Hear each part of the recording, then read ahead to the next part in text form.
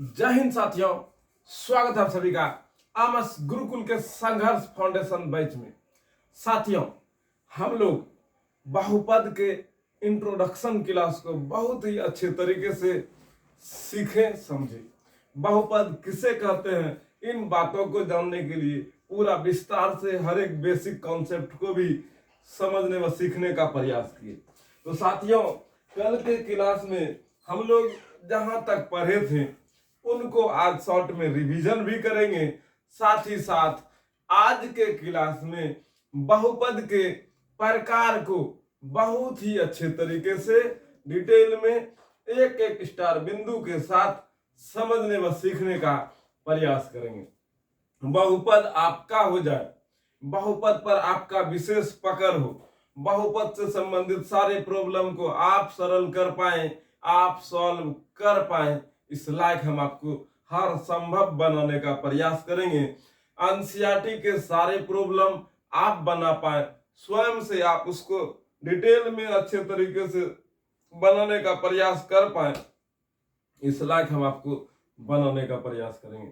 चाहे ऑब्जेक्टिव हो या शॉर्ट क्वेश्चन हो, वो सारे का सारे प्रॉब्लम आप अच्छे तरीके से बना पाइएगा, इस लायक हम आपको बनाने का प्रयास करेंगे। इसीलिए साथियों, अगर आप हमारे साथ जुड़े हैं तो पेशेंट बना के रखिए, धैर्य बना के रखिए। आपको अच्छे से एक एक बात समझ में भी आएगा, सीख भी पाइएगा और किसी के साथ बातें कर उसे समझाने व सिखाने का प्रयास भी कर पाइएगा।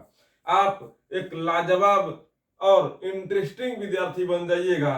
किसी के साथ बातें करने के बाद आपका एक अलग ही पहचान होगा। आप अपने आप को हर एक ग्रुप में खुद को आप आगे बढ़ते हुए देख पाइएगा। ऐसा हम आपको बनाने का प्रयास करेंगे, सिखाने समझाने का प्रयास करेंगे। शायद अगर आपका प्रयास जबरदस्त हो, आप अपने आप में मजबूती के साथ खड़े हो और खूब जबरदस्त तरीके से आप अपना मेहनत कर रहे होंगे, तो ईमानदारी से कहते हैं फिर आपको कोई जीतने से नहीं रोक सकता है, क्योंकि हम आपको सही मार्ग दिखा सकते हैं। चलना आपको पड़ेगा, हमारा प्रयास होगा, लेकिन आपका प्रयास आपको विजयी की ओर लेके जाएगा। आप जीत पाइएगा, आप खुद को सबसे आगे पाइएगा। हमारा प्रयास आपको रास्ता दिखाएगा बाबू, लेकिन आपका प्रयास आपको मंजिल की ओर एक नई रफ्तार के साथ लेके जाएगा। इसीलिए हम जो पढ़ाते हैं, जो सिखाने का प्रयास करते हैं, एक एक महत्वपूर्ण बिंदु बताते हैं, उस पर आप बहुत ही सटीकता के साथ बार बार प्रैक्टिस कीजिए, बार बार रिवीजन कीजिए।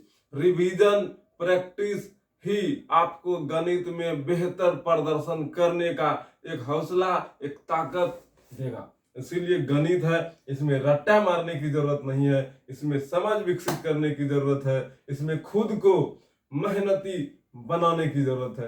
तब फिर आप साइंस के हर एक पार्ट को बेहतर तरीके से डील कर पाइएगा। साइंस में फिजिक्स, केमिस्ट्री, बायोलॉजी, मैथ के हर एक महत्वपूर्ण बिंदु को आप किसी के साथ अच्छे तरीके से डिस्कस कर पाइएगा, डिस्कशन कर पाइएगा, किसी से अच्छे तरीके से समझा पाइएगा, किसी को अच्छे तरीके से क्वेश्चन में फंसा पाइएगा, उससे पूछ पाइएगा, उससे जानकारी इकट्ठा कर पाइएगा। तब फिर लगेगा यस, साइंस का दबदबा था, साइंस का दबदबा है भी। पूरा दुनिया में अभी जितना भी घमासान हो रहा है, पूरे का पूरे सिस्टम में वैज्ञानिक का ही रोल अदा हो रहा है। इसने उसको बम मारा, उसने इस पे मिसाइल दागा, वहां पर परमाणु परीक्षण हो रहा है, यहाँ पर इजराइल, फिलिस्तीन, गाजा सब एक दूसरे पर घमासान युद्ध कर रहा है, बम मार रहा है। मतलब एक दूसरे का जो है ना, बम बारूद गोला का जो उपयोग हो रहा है, बनाने वाला कोई और है क्या? कौन है? विज्ञान है, साइंस है। ठीक है। समाज आपको सामाजिक दुनिया में किस तरीके से रहना है ये सिखाता है, लेकिन विज्ञान आपके जीवन को सरल और आसान बनाता है। इसीलिए विज्ञान बहुत ही इंपॉर्टेंट पार्ट है, विज्ञान को सीखना समझना होगा। तो चलिए, हम लोग बहुपद के बारे में बहुत अच्छे तरीके से जाने हैं। बहुपद किसे कहते हैं, इसका परिभाषा को लाजवाब तरीके से सीखे हैं। एक ऐसा बीजीय व्यंजक जिसमें बीजीय व्यंजक के प्रत्येक पदों के घात पूर्ण संख्या हो उसे बहुपद कहते हैं। इस प्रकार का परिभाषा हम लोग जाने थे। तो चलिए एक एक करके चर राशि किसको कहिएगा? ऐसी राशि जिसका मान बदलता रहता है अर्थात स्थिर नहीं रहता है उसे चर राशि कहते हैं। इसको डिटेल में आसानी पूर्वक कहानी के माध्यम से समझाए हैं। आप पिछला लेक्चर देखेंगे तो वहां आप समझ गए होंगे। ऐसी राशि जिसका मान नहीं बदलता है अर्थात निश्चित होता है अचर राशि कहलाता है। इस पर भी हम बहुत सारे बात किए हैं। गणितीय संक्रियाएं, गणित में संख्याओं पर जो क्रियाएं की जाती है उन्हें गणितीय संक्रियाएं कहते हैं। मतलब जो ऑपरेशन होता है जब हम दो या दो से अधिक संख्याओं को जोड़ते घटाते या गुना भाग करते हैं तो यह सभी क्रियाएं गणितीय संक्रियाएं कहलाती है। गणितीय संक्रिया में मुख्य रूप से जोड़ घटा गुना भाग होता है। बीजीय व्यंजक संख्याओं अक्षरों और गणितीय संक्रियाओं को मिलाकर बना हुआ व्यंजक बीजीय व्यंजक कहलाता है। साथ ही साथ इस पर बोले थे अल्जेब्रिक मैथमेटिक्स मतलब बीज गणित किसे कहते हैं और अंक गणित किसे कहते हैं, ये भी परिभाषा वहां पर हम आपको एक्स्ट्रा में बताए थे। ठीक है, लिखने नहीं बोले थे, बता दिए थे बस। पद किसको कहिएगा? बीजीय व्यंजक के अलग अलग हिस्सों को पद कहते हैं। बीजीय व्यंजक के वे भाग जो प्लस या माइनस चिन्हों से अलग होते हैं उन्हें पद कहते हैं। याद कीजिए जब इस टॉपिक को पढ़ा रहे थे तो बहुत से बात को हम घुमा फिरा के बात किए थे। गुना भाग पद का जिम्मेदारी नहीं लेता है। गुना भाग से पद से कोई मतलब नहीं है। पद अगर जहाँ है पद को आप गिन पा रहे तो वहां जोड़ और घटा ही कई चीज एगो जोड़ वाला चलेगा घटा वाला चलेगा, पद को विभाजित करेगा। ठीक है, पद अगर जब टुकड़े में बांटने का क्षमता रखता है, कोई भी समीकरण को पद में बांटता है तो वहां पर अगर कैंची चलेगा दो का ही चलेगा, एगो प्लस वाला का एगो माइनस वाला का, वही दोनों पद को टुकड़ों में काट सकता है। मतलब बीजीय व्यंजक को टुकड़ों में काट सकता है, पद को नहीं। टुकड़ों में बीजीय व्यंजक को काटेगा तो जो टुकड़ा होगा वही टुकड़ा को क्या कहिएगा? पद कहिएगा। जैसे केक काट रहे थे, ये सब बात डिटेल में बताए हैं तो इनके बारे में आप पहले से भी जाके देख सकते हैं। चलिए आगे बढ़ते हैं। पदों की संख्या, किसी बीजीय व्यंजक में जितने पद होते हैं वही पदों की संख्या कहलाती है। ठीक है, उसके बाद पद की घात, किसी पद में उपस्थित चर के घातांक को उस पद की घात कहते हैं। बोलेगा भैया आप पढ़ रहे, हम रिवीजन कर रहे बाबू, पढ़ रहे, ऐसे झूठे का दे रहे, ये सब बस एक बार पढ़ लिए। इसके बारे में डिटेल से 2 घंटा बात किए हैं तो वहां आप पहला क्लास कीजिएगा तो वहां समझ में आएगा। बहुपद की घात, किसी बहुपद में उपस्थित सभी पदों के घातों में से सबसे बड़ी घात को बहुपद की घात कहते हैं। अब फिर आया बहुपद। बहुपद किसको कहिएगा? ऐसी बीजीय व्यंजक जिसके प्रत्येक पदों की घात पूर्ण संख्या हो उसे बहुपद कहते हैं, वह बहुपद कहलाता है। इसमें कौन बहुपद है कौन बहुपद नहीं है ये भी पहचानने के लिए सिखाए थे। इसका सभी इसमें सभी पद का जो है घात पूर्ण संख्या इसीलिए बहुपद है। इसमें भी सभी संख्याओं का घात पूर्ण संख्या है इसीलिए बहुपद है। लेकिन यह रूट अक्ष इसका घात पूर्ण संख्या नहीं है इसीलिए बहुपद नहीं है। उसी तरीके से 9 अक्ष पर पावर -3 इसका घात पूर्ण संख्या नहीं है इसीलिए बहुपद नहीं है। ठीक है, तो चलिए अब हम लोग बहुपद के प्रकार को पढ़ेंगे। किसको पढ़ेंगे? आज का क्लास यहां से शुरू होता है। बहुपद का प्रकार, टाइप्स ऑफ बहुपद। ठीक है, तो बहुपद का प्रकार को अगर हम देखा जाए तो 2 प्रकार का होता है। बहुपद का प्रकार अगर हम देखा जाए तो 2 प्रकार से हम बहुपद का प्रकार को पढ़ेंगे। एक होता है पद के अनुसार, पद के अनुसार बहुपद का प्रकार। दूसरा होता है घात के अनुसार बहुपद का प्रकार। पद के अनुसार बहुपद का प्रकार में होगा एक पदी बहुपद, दूसरा द्विपदी बहुपद, तीसरा त्रिपदी बहुपद। और घात के अनुसार होगा तो अचर बहुपद, अचर बहुपद। ठीक है, फिर रैखिक बहुपद, रैखिक बहुपद, द्विघात बहुपद, त्रिघात बहुपद। ठीक है, तो ये सब होगा। बहुपद का प्रकार अगर जो समझना है तो एक पद के अनुसार बहुपद का प्रकार, एक घात के अनुसार बहुपद का प्रकार। वैसे हम लोग का क्लास 10 में घात के अनुसार बहुपद का प्रकार से ही प्रॉब्लम आएगा, क्वेश्चन आएगा। लेकिन फिर भी अगर जब ऑब्जेक्टिव में पूछ ले, ये नम्मा में पढ़े थे हम लोग, लेकिन हम आपको नम्मा का सारा बेसिक दे दिए, ठीक है। लेकिन हाँ, हम नहीं दे दिए, जो बच्चा नम्मा पढ़ा होगा बताओ उसका तभी रिवीजन होता होगा। तो याद कीजिए बाबू, जो नम्मा का समय का दुरुपयोग किया है, जो नम्मा का समय में दूर होता है इसे, तो अपने आप को वहां घुटन फील करेगा, कम महसूस होगा, उसको नॉलेज कम रहेगा। लेकिन जो नम्मा पढ़ा होगा, जो नम्मा को जिया होगा, नम्मा में प्रॉब्लम को फेस किया होगा, नम्मा का प्रॉब्लम को बनाया होगा, उसके अंदर में एक अलग ही आत्मबल होगा। वो अपने आप का पहचान बनाने में एक अलग ही स्पीड लेके आएगा। इसीलिए आपसे गलती हुआ, इस गलती को अब आप चाहिएगा आपका छोटा भाई बन करे, तो याद रखिएगा, अगर आप किसी को भी सलाह दीजिए तो सोच समझ के दीजिए। लेकिन बहुत सा विद्यार्थी बोलेगा दौर नहीं है नम्बर पर मैं 10वां समझ में, तो ये थोड़ा हमको बुरा लगता है। ऐसा बोलने वाला विद्यार्थी और ऐसा बोलने वाला टीचर की संख्या भी कम नहीं है। बोलेगा हम आपको वादा करते हैं, आप नम्मा नहीं भी पढ़े हैं तो 10वां अच्छे से समझ में आएगा, ऐसा बोलता है, ठीक है। नम्मा में आप बिल्कुल नहीं पढ़े फिर भी 10वां में आपको दिक्कत नहीं होगा। ये तरीका जो बोलने का है ना, अच्छा नहीं लगता हमको। कारण ये है, नम्मा अगर जब पढ़ के आता और नम्मा पढ़ने के लिए प्रेरित करता, कम से कम वो दूसरे को तो बोलेगा देखो नम्मा पढ़ने, तो फिर वो टीचर का, देखो टीचर का बात को विद्यार्थी एकदम दिल में रखता है, सही को भी सही और गलत को भी सही। सर भैया यही बोला यही होगा, बिल्कुल गजब तरीके से जो लिखा दिया वही सही मानता है, किताब में कुछ उसे कोई मतलब नहीं। भैया बोला है ये सही है तो यही सही है, अन्यथा उससे हमको कोई मतलब नहीं। डॉक्टर का मास्टर का, इन दोनों का बात एकदम बढ़िया से मानता है। डॉक्टर बा अगर जब लिख दिया दवा यही लेना है तो यही जाके लेगा, मेडिकल वाला का सुनबे नहीं करेगा, बोलेगा देखिए यही दवाई है, नाम अलग है, काम वही करेगा। लेकिन ना, जो लिखा है वही दीजिए, हमको दूसरा नहीं चाहिए। लेकिन यहाँ जानबे नहीं कर रहा है, सब जगह जो है ना खाली पैसे का ही लूट है। अपना भी पहचान बनाइए, सही गलत का फर्क कीजिए, क्या सही क्या गलत है। उतना अंधा विश्वास मत करो, कोई भी टीचर कोई भी डॉक्टर उतना भी महान मत बना दो कि आप गलत को भी सही करने लगे, तो ये गलत बात होगा। तार्किक बुद्धि रखिए, सही तरीके से देखिए, हमारे बात में सच्चाई है तो मानिए, नहीं है तो नहीं मानिए। ये नहीं कि एकदम अंधभक्त बन जाना है। यही अंधभक्त के चक्कर में जो है ना अपना जीवन बर्बाद हो जाएगा। सही कंटेंट का हमेशा सम्मान कीजिए और सही का हमेशा साथ दीजिए, ठीक है।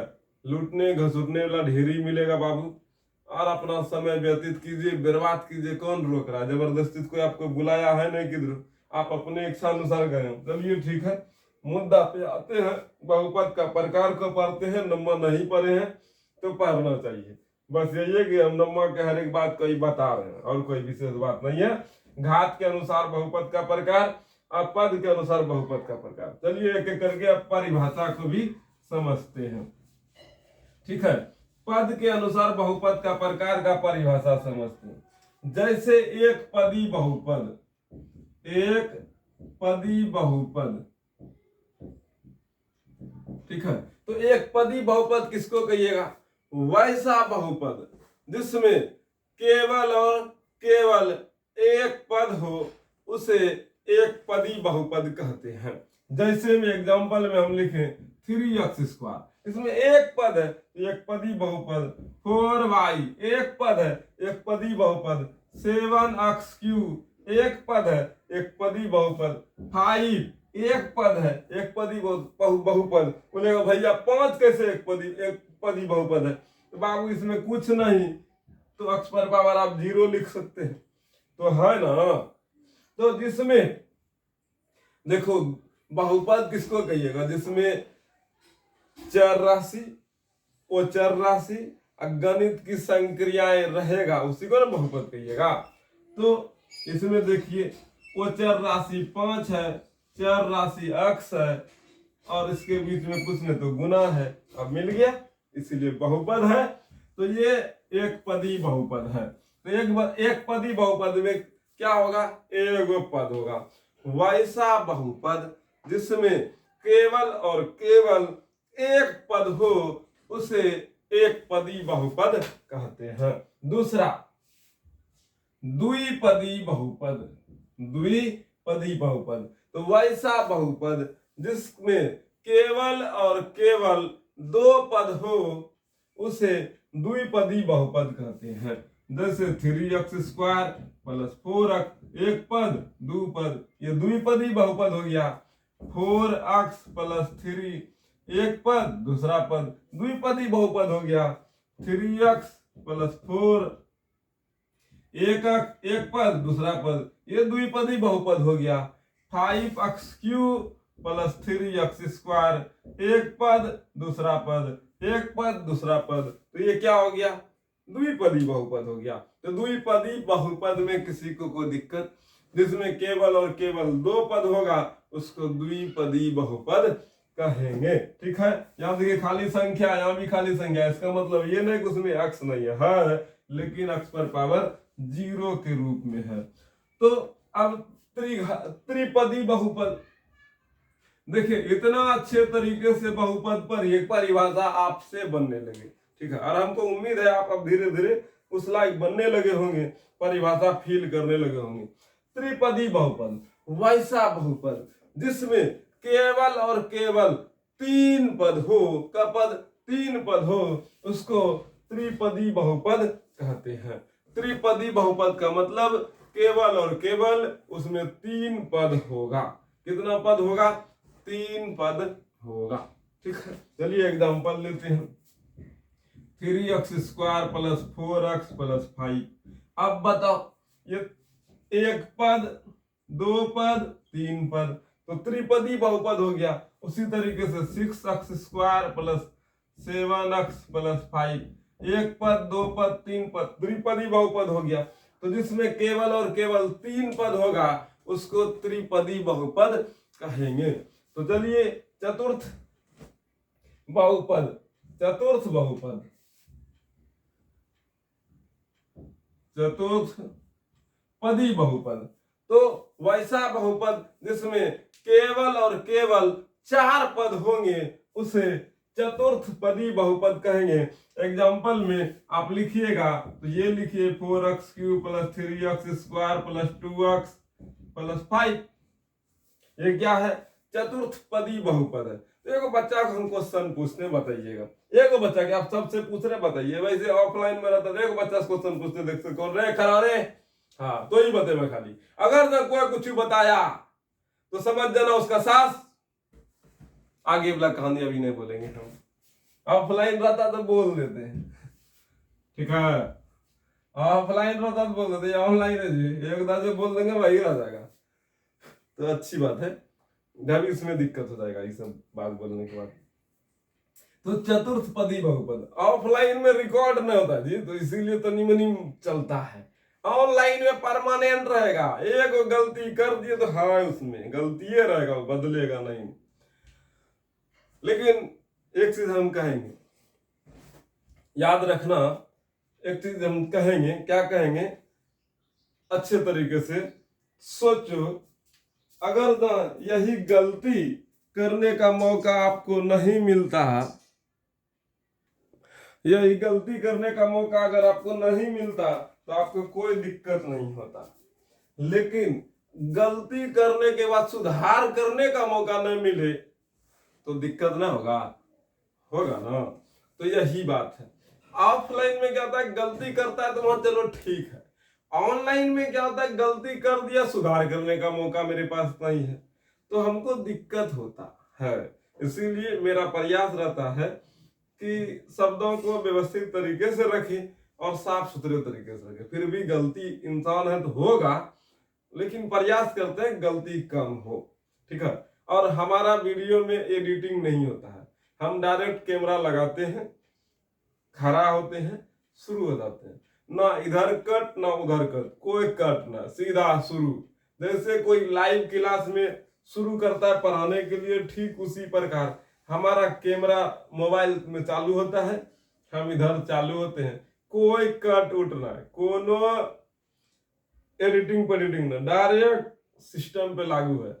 ठीक है, जो पढ़ा रहे हैं वही रहेगा, गलत हुआ तो भी सही, सही है तो भी सही, कोई बदलाव करने का हमको मौका नहीं, और हम उतना ज्यादा ताम झाम न लगा, पढ़ा रहे पढ़िए। ठीक है, एडिटिंग क्या हमको झूठे का, ऐसे भी एडिटिंग करने हमको वो नहीं करता है, एडिट करने ना आता। हाँ इतना टाइम काइन मास्टर पे थोड़ा बहुत इधर कट उधर कट पहले हम करते थे तो बहुत ज्यादा समय लगता था, 1-2 घंटा का वीडियो है, भर रहा है, एक बार इधर से करो 2 घंटा उसमें लगेगा, फिर उसमें बढ़िया से जो है कट उट करके जाके फिर सेटिंग अथी क्या बोलता है जी, फिर प्रोसेसिंग चलेगा, फिर बनेगा, फिर उसको अपलोड करो, ससुर सुनाई बोर को अपलोड करना है तो सब हो गया, गोर लगे वीडियो बनाओ धकेल दो यूट्यूब पे सीधा हो गया। हाँ ऐसे ज्यादा हम दिमाग नहीं लगा, वीडियो बना सीधा धकेल देते हैं। हम दो चीज अच्छा समझते हैं, एक व्हाट्सएप चलाने अच्छे से जानते हैं और यूट्यूब चलाने अच्छे से जानते हैं। यूट्यूब पे धकेल दो और व्हाट्सएप पे भी चीपो, 4 फोटो जो भेजना है उसको चीपो और सीधा जिसको भेजना है उधर धकेल दो, चला जाता है। ठीक है, इससे ज्यादा हमको मतलब भी नहीं है। व्हाट्सएप बढ़िया से चलता है, यूट्यूब बढ़िया से चलता है, इंस्टाग्राम सब बुझेबे नहीं करता हमको, तो सुना इसमें क्या होता है नहीं होता है। ठीक है, इसीलिए यूट्यूब है अच्छा है, समझ में आया, धकेलना है वीडियो बना के, और व्हाट्सएप पे भी धकेलना है, तो धकेलने वाला काम सीख गए, बाकी बात हमका भी सीखना भी नहीं है और फुर्सत भी नहीं है, बहुत कम सीखना है अभी। ठीक है, चलिए ठीक है। तो चतुर्थ पदी बहुपद का मतलब हुआ क्या, वैसा बहुपद जिसमें केवल और केवल 4 पद होगा उसको चतुर्थ पदी बहुपद कहेंगे।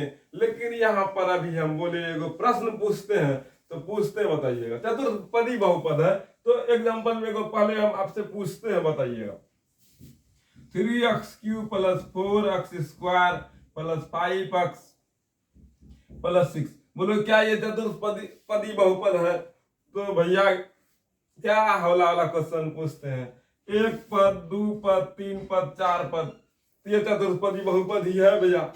हाँ मान गए हम, गुड जॉब, वेल डन, हौला था बहुत अच्छा बच्चा है। एक और क्वेश्चन पूछते हैं, 3x² + 5 3x³ + 5x² + 5x + 5x 4x। ठीक है, तो बोलिए क्या ये चतुर्थ पदी बहुपद है? बोलेगा भाग भैया, क्या क्वेश्चन आप पूछते हैं, गजब गजब ना, पूछिए दाम लायक।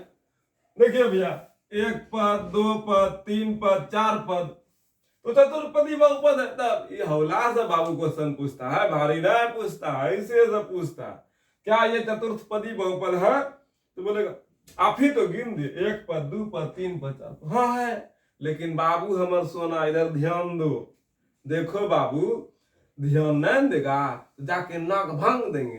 बोलेगा नाक भांग दिया, ससुर सुनाई, ध्यान है, खोपड़ी है, गुद्दा है खोपड़ी में, ना सूझ रिया है, पगला कहेगा, ऑफलाइन में रहता चूर देते अभी तक में, हम आपको हंस रहा है, नौत बिचका रहा है, बकलोल दास कहेगा, पूरे गधे गुद्दा ना है, देखो इधर देखो, गलती हो गया, गलती ना हुआ बेटा जा, खाली खाली कोनो सिस्टम रहता है यहां से मोबाइल भड़काने का, भड़का देते अभी तक में। देखो ये 3x³ तो लिखे, 5x² लिखे, 5x 4x दोनों अलग अलग है, ठीक है ठीक है, लेकिन इन दोनों को हम जोड़ सकते हैं, तो जोड़ के हम 9x लिखेंगे।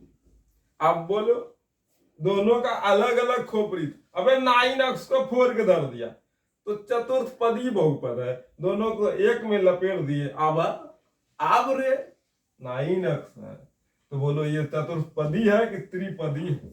1 2 3। तो थोड़ा सोच समझ के अच्छे से धैर्यपूर्वक क्वेश्चन देखिए, फिर डील कीजिए, तो समझ में आने लगा। अब हमको उम्मीद है आप पदी वाला बात को समझ गए होंगे। अब चतुर्पदी बोले, पंचपदी बोले, छह पदी बोले, सात पदी बोले, आठ पदी बोले, कोनो पदी बोले, आप उस पदी को भी बढ़िया तरीके से परिभाषित कर पाइएगा, अच्छे तरीके से परिभाषा को बना पाइएगा, साथ ही साथ बहुत सारा एग्जाम्पल भी आप अब लिख पाइएगा। तो चलिए, अब पद के अनुसार तो हो गया। अब पढ़ते हैं हम लोग घात के अनुसार बहुपद के प्रकार। ठीक है, घात के अनुसार बहुपद के प्रकार। तो पहला होता है अचर बहुपद।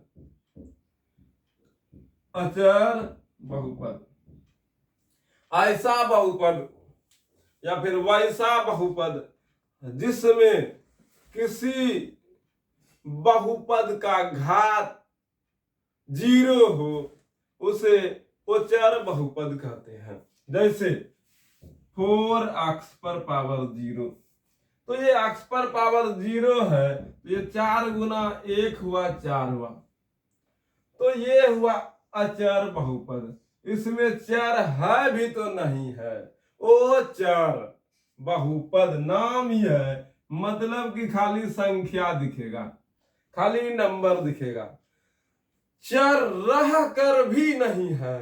काहे कि x पर पावर 0, y पर पावर 0, मतलब जो भी चर राशि होगा उसके माथे पर लड्डू होगा। लड्डू, लड्डू खाएगा ना, लड्डू नहीं खाना, इसका लड्डू खा जाएगा। ये उचर बहुपद ना हो करके चर बहुपद हो जाएगा, साथ ही साथ ये रैखिक बहुपद हो जाएगा। अब जैसे 4x लिखे, इसका पावर कुछ नहीं, अब आप इसका पावर 1 खा गए, 0 खा गए, लड्डू समझ के आप खा गए, अब कुछ नहीं पावर 1 दिखने लगेगा, तो ये रैख, जिसका घात 1 होगा उसको रैखिक बहुपद कहेंगे। ठीक है, किसी को दिक्कत? तो उचर बहुपद का व्यापक रूप p इंटू x बराबर k होगा। व्यापक रूप क्या होता है, धीरे धीरे आप पकड़ लीजिएगा, आपको समझ में आएगा। व्यापक रूप पर भी हम अच्छे से बात करेंगे, ध्यान देना। व्यापक रूप आप किसी भी प्रकार के बहुपद का लिख सकते हैं, चाहे रैखिक बोले, द्विघात बोले, त्रिघात बोले, चतुर्घात बोले, पंचघात बोले, 6 घात बोले, 7 घात बोले, 8 घात बोले, 9 घात बोले, किसी पर बोले ससुर सुनाई। तो बोल खाली रैखिक बोल, द्विघात बोल, त्रिघात बोल, चतुर्घात बोल, पंचघात बोल, जो बोलना है बोल, हम सबका व्यापक रूप लिख देंगे। इतना कॉन्फिडेंस आएगा आपको, निश्चिंत रहिए। आज का वीडियो में बहुपद का प्रकार आप किसी के पास बक दीजिएगा, बढ़िया से उस लायक बन जाइएगा। हमारे पास आके जुड़े हैं और आप लायक न बनिएगा तो जुड़े का है। ठीक है, अच्छे तरीके से धैर्य पूर्वक समझिए। हम आपको एक ही बात बोलेंगे, क्यों काहे का उत्तर जानने लगे, कैसे हो रहा है नहीं हो रहा है समझने लगे, पेशेंट बन गया आपके अंदर में, धैर्य आ गया, तो ईमानदारी से कहते हैं गणित आपका था, आपका है। प्रयास करते रहिए, प्रैक्टिस करते रहिए, उस पर बार बार क्वेश्चन का सॉल्यूशन करते रहिए, बार बार अभ्यास करते रहिए, तब आपका ही रहेगा। अगर गणित को आप छोड़िएगा तो गणित बहुत अच्छा से बोलता है, तो हमरा की छोड़ रे, तोरा हम छोड़े। ये हाल है गणित का। आप गणित को थोड़े दिन के लिए छोड़ दीजिए, 1 महीना के लिए छोड़ दीजिए, गणित बोलेगा जाओ बेटा हम तुमसे नाराज हैं, अब हम तुमको जल्दी नहीं आएंगे, तुमको तभी आएंगे जब फिर से तुम उतना ही मेहनत करेगा, फिर से प्रैक्टिस करेगा, बार बार रिवीजन करेगा, तब फिर तुम्हारे पास आएंगे। गणित को आप क्या छोड़िएगा, गणित आपको छोड़ के चला जाएगा। इसीलिए गणित को जब पास में रखना, सबसे करीब रखना, तो प्रैक्टिस करते रहना, प्रैक्टिस करते रहिएगा, उस पर अभ्यास करते रहिएगा, उनसे संबंधित कॉन्सेप्ट से संबंधित क्वेश्चन बनाते रहिएगा, तब फिर गणित धकाधक बनेगा। गणित बोलेगा you are my best friend, I am a your best friend. ठीक है, तुम मेरा सबसे प्रिय मित्र हो, मैं भी तुम्हारा सबसे प्रिय मित्र हूं।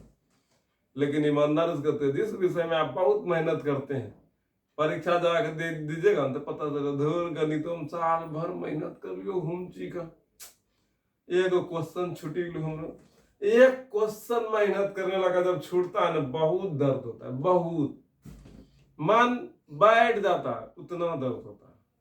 आज जो पर वे नहीं करता धुर हमरो परीक्षा खूब बढ़िया गेले। जो मेहनत करता है उसको पता है क्वेश्चन कहाँ से पूछा, सिलेबस कहाँ का था, किस तरीके का क्वेश्चन है, वो पकड़ता है। जिसको परीक्षा नजदीक आएगा तब पढ़ेंगे तो बाबू वो भीड़ का हिस्सा है।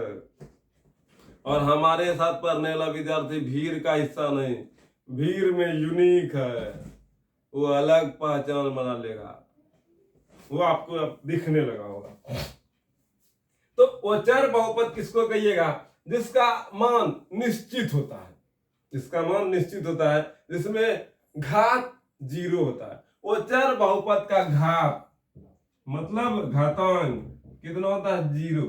इसमें शून्यक पूछेगा, अक्ष का मान पूछेगा तो बोलिएगा इसमें शून्यक एको भी नहीं होता। अक्ष से नहीं है तो शून्यक कहां से? शून्यक का मतलब होता है जो उस बहुपद को शून्य कर दे, 0 कर दे। तो इसमें अक्ष है ही नहीं तो शून्यक कहां से?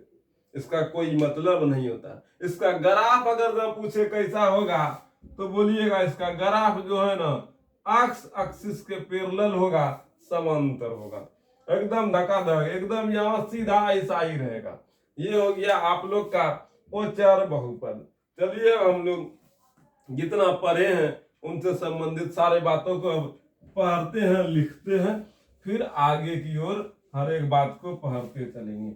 ये हम लोग अभी पढ़े, बहुपद का प्रकार पढ़े, टाइप्स ऑफ पोलिनोमियल पढ़े, उसके बाद फिर पदों के आधार पर जो है ना हम लोग एक पदी बहुपद, द्विपदी बहुपद, ठीक है, त्रिपदी बहुपद, चतुर्थपदी बहुपद के परिभाषा को अपने से बनाने का प्रयास किए। साथ ही साथ घातों के आधार पर भी बहुपद को बताए थे। अब एक एक करके पढ़ रहे हैं तो घातों के आधार पर शून्य घाती मतलब अक्ष पर पावर 0 था, शून्य घाती भी बोलिए या फिर अचर बहुपद बोलिए। इसका दो नाम हो गया, शून्य घाती या अचर बहुपद, इसके बारे में पढ़ लिए।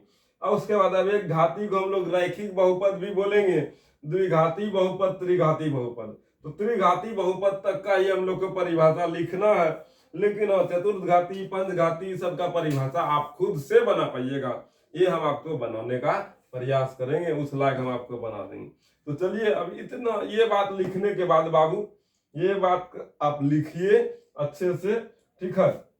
बहुपद के प्रकार लिख के ये सारा बात आप उतार लीजिए, ठीक है। दिख रहा होगा, अच्छे तरीके से नहीं दिखता है तो बहुपद का प्रकार लिख के हेडिंग दो। अब फिर पहले एगो तीर में इधर ये उतार लो, फिर उधर जो तीर मारे फिर ये उतार लो ठीक है, ये उतार लो, कोई दिक्कत? अच्छी बात है, उतार लिए, गुड जॉब। चलिए अब आगे बढ़ते हैं।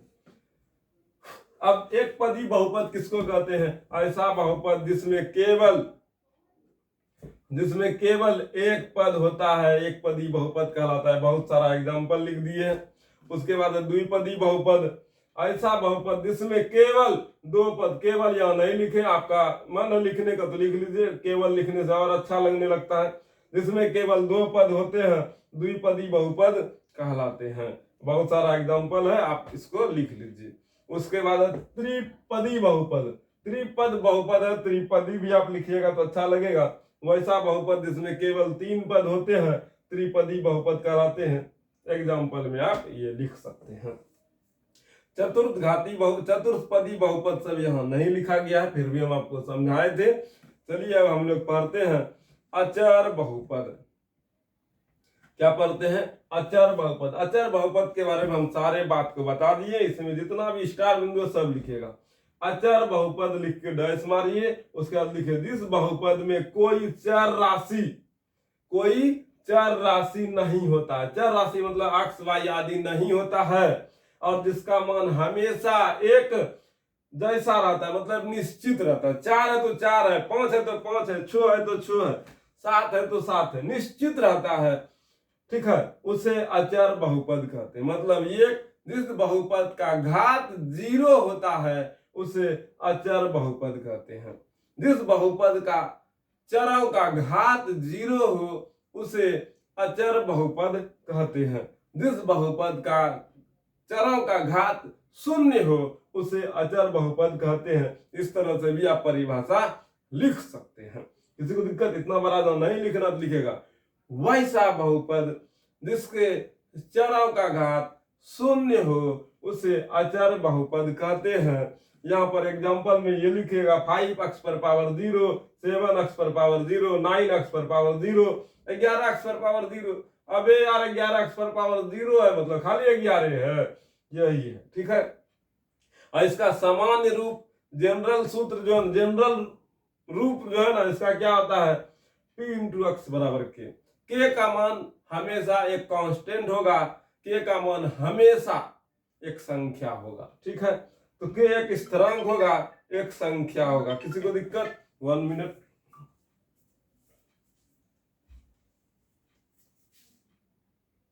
तो अचर बहुपद का घात हमेशा 0 होगा। अचर बहुपद का रूप जो है ना, व्यापक रूप अगर जो पूछा जाए p इंटू एक्स बराबर हमेशा k होगा, मतलब एक संख्या होगा। ठीक है, तो व्यापक रूप मतलब इसका सामान्य रूप जो है ना p इंटू एक्स बराबर k होगा, जहां k हमेशा एक संख्या होगा। क्या होगा? संख्या। स्थिरांक का मतलब आप संख्या समझिए, कांस्टेंट कांस्टेंट आपका खोपड़ी से बाहर जाएगा। संख्या का मतलब कोई भी संख्या, ठीक है, कोई भी वास्तविक संख्या आप यहां मानिएगा। काल्पनिक संख्या से यहाँ आपका कोई मतलब अभी नहीं है, इसीलिए यहाँ पर कांस्टेंट का मतलब कोई भी एक संख्या होगा। के का मतलब कोई भी एक संख्या होगा। अचर बहुपद का घात, अभी जो x पर पावर 0 लिख रहे थे तो अचर बहुपद ही था, तो अचर बहुपद का घात हमेशा 0 होगा। अचर बहुपद का ग्राफ हमेशा हॉरिजॉन्टल लाइन देगा। क्या देगा? हॉरिजॉन्टल लाइन होगा, हमेशा हॉरिजॉन्टल लाइन होगा। अचर बहुपद में कोई चर राशि नहीं होगा, कोई चर संख्या नहीं है, कोई चर नहीं होगा। ठीक है, अचर बहुपद में मान हमेशा कांस्टेंट रहेगा, हमेशा एक संख्या रहेगा। ठीक है, ये सब स्टार पॉइंट आप अच्छे से याद रखिएगा। यही है अचर बहुपद का ग्राफ। किसी को कोई दिक्कत? अच्छे तरीके से समझ में आया? ठीक है, बहुत अच्छा, गुड जॉब। तो चलिए अब हम लोग द्विघात रैखिक बहुपद का बात करते हैं। रैखिक बहुपद के बारे में पूरा विस्तार से समझने का प्रयास करते हैं। अरे यार किधर रख दिए रे? अरे यार लिखने लगा। अच्छा, रैखिक बहुपद, रैखिक बहुपद, तो ध्यान से सुनिएगा। रैखिक बहुपद, ठीक है, रैखिक बहुपद किसको कहिएगा? जिसका घात मतलब माथा पर पावर 1 होगा, उसको हम लोग रैखिक बहुपद कहेंगे। जैसे 3x + 4, इसका पावर कुछ नहीं तो 1 है, ये रैखिक बहुपद है। जैसे 7x पावर कुछ नहीं तो 1 है, ये रैखिक बहुपद है। 9x पावर कुछ नहीं तो 1 है, ये रैखिक बहुपद है। ठीक है, 3x² + 4 ये रैखिक बहुपद नहीं है, क्योंकि इसका अधिकतम घात मतलब इसका पावर 1 से बेसी है, घात 1 से बेसी है, इसीलिए रैखिक बहुपद नहीं है। 3x³ + 4x, इसका पावर देखिए यहाँ 1 है, लेकिन इसका सबसे अधिकतम पावर 3 है, इसीलिए ये रैखिक बहुपद नहीं है। तो रैखिक बहुपद किसको कहिएगा? जिसका घात 1 होगा, उसको, जिसका कोई भी बहुपद रहे, जिस बहुपद का घात केवल 1 हो, अधिकतम घात कितना हो? 1 हो। ठीक है, अधिकतम घात 1 होगा, उसको हम लोग रैखिक बहुपद कहेंगे। तो रैखिक बहुपद में घात का मान कितना हो गया? 1 हो गया। तो यहां से आप एक एक करके सभी बात को समझने का प्रयास कीजिएगा। रैखिक बहुपद, रैखिक बहुपद में घात कितना होगा? 1। ठीक, रैखिक बहुपद में घात कितना होगा? 1। तो शून्यक की संख्या, शून्यक की शून्यक की संख्या। अब ये शून्यक क्या था पहले ये समझो। शून्यक का मतलब होता है, जैसे मान लीजिए हम 3x + 4 लिखें, ठीक है, शून्यक की संख्या समझाने का प्रयास कर रहे हैं। 3x + 4 लिखें। अब x में ऐसा कौन सा मान रखें कि पूरे बहुपद को 0 कर दे। क्या कर दे? 0 कर दे। x के पास ऐसा कौन सा मान रखे कि इस पूरे बहुपद को क्या कर दे? 0। ठीक है, तो यही शून्यक होगा। इसमें इस x का मान क्या रख दे जो कि इसका मान को क्या कर दे? 0 कर दे। तो शून्यक की संख्या कितना होगा यही निकालने के लिए क्या करते? चलिए ठीक है, अब समझिएगा। 3x + 4 = 0 लिख दिए। ये इधर जोर में उस तरफ गया तो घटा में 3x = -4। अब ये 3 गुना में उस तरफ जाएगा तो भाग में x = -4/3। यहां तक में कोई दिक्कत? अब ये जो x का मान -4/3 आया, अब इसमें रख के देखिए 3 गुना x का मान आया -4/3, इधर +4। अब 3 से 3 कट गया, -4 + 4 = 0 आया। तो इसका शून्यक कितना आया? -4/3। शून्यक कितना आया? -4/3। क्या इसका शून्यक कुछ और आ सकता है क्या? नहीं, यही रहेगा। इसमें शून्यक का गो निकला? एगो। क्या निकला? -4/3। मतलब अगर जब आपसे पूछे कि रैखिक बहुपद में शून्यक की संख्या का गो आएगा, शून्यक का मतलब होता है x का ऐसा मान या 4 का ऐसा मान जो उस बहुपद को 0 कर दे। ठीक है, उस बहुपद को क्या कर दे? शून्य कर दे। उसी को शून्यक कहते हैं। शून्यक को अलग अलग नामों से भी हम लोग जानते हैं, मूल भी जानते हैं, ठीक है, शून्यक भी जानते हैं और x का मान भी बोल सकते हैं। तो मूल बोले, शून्यक बोले या फिर x का मान बोले, मतलब 4 का मान बोले, तो समझ जाना शून्यक का ही बात कर रहा है। मतलब एक ऐसा मान पूछ रहा है जो उस बहुपद को 0 करने का सामर्थ रखता है, उस बहुपद को नील बटे सन्नाटा करने का प्रयास ताकत रखता है, प्रयास में ताकत रखता है। मतलब एक ऐसा मान जो पूरे बहुपद को 0 कर दे, पूरे बहुपद को नील बटे सन्नाटा कर दे, वही शून्यक होता है। ठीक है, और हम लोग का जो बुद्धि का स्तर है नील बटे सन्नाटा है, हमें कुछ नहीं आता है, ऐसा स्तर है। लेकिन धीरे धीरे स्तर बढ़ते जा रहा है, नए नए बातों को सीखते जा रहे हैं, अपने आप को थोड़ा और मजबूत बनाने का प्रयास करते जा रहे हैं। घबराओ नहीं बाबू, निश्चिंत रहो, ये पढ़ाई का एकदम सटीक तरीका है। तो देखिए ऑनलाइन में बहुत सा टीचर है, अच्छे तरीके से एक पे एक टीचर है जो आपको समझाने का प्रयास करता है, लेकिन सभी टीचर के पास शब्दों की मर्यादा है, शब्दों का मर्यादा के साथ समय का मर्यादा है। बहुत सा टीचर आपको टू द पॉइंट क्वेश्चन पे ही बात करेगा, लेकिन हम ऐसा नहीं है। हम एक बार आएंगे, तंदुरुस्त आएंगे, जबरदस्त आएंगे और आखिरी बार आएंगे। यही क्लास मेरा हमेशा नियम के अनुकूल चलता है। अब बहुपद पढ़ा रहे हैं तो क्लियर, रिवीजन जो होता है ना, ये झूठ कुरवा चीज है। अच्छा से पढ़ा देने के बाद आप खुद से उतना मेंटली हाई हो जाइएगा, रिवीजन करने का नहीं, कराने का नहीं, जबरदस्त तरीके से अपनाने का आपके पास सामर्थ्य होगा। ठीक है, कॉन्सेप्ट बिल्ड कर लीजिए, उतना रिवीजन हम कराएं, धकाधक आप कीजिएगा। एक एक लाइन का एक एक बिंदु आप समझ रहे हैं, तो आप समझ गए तो रिवीजन कराने का हमको जरूरत नहीं पड़ता है।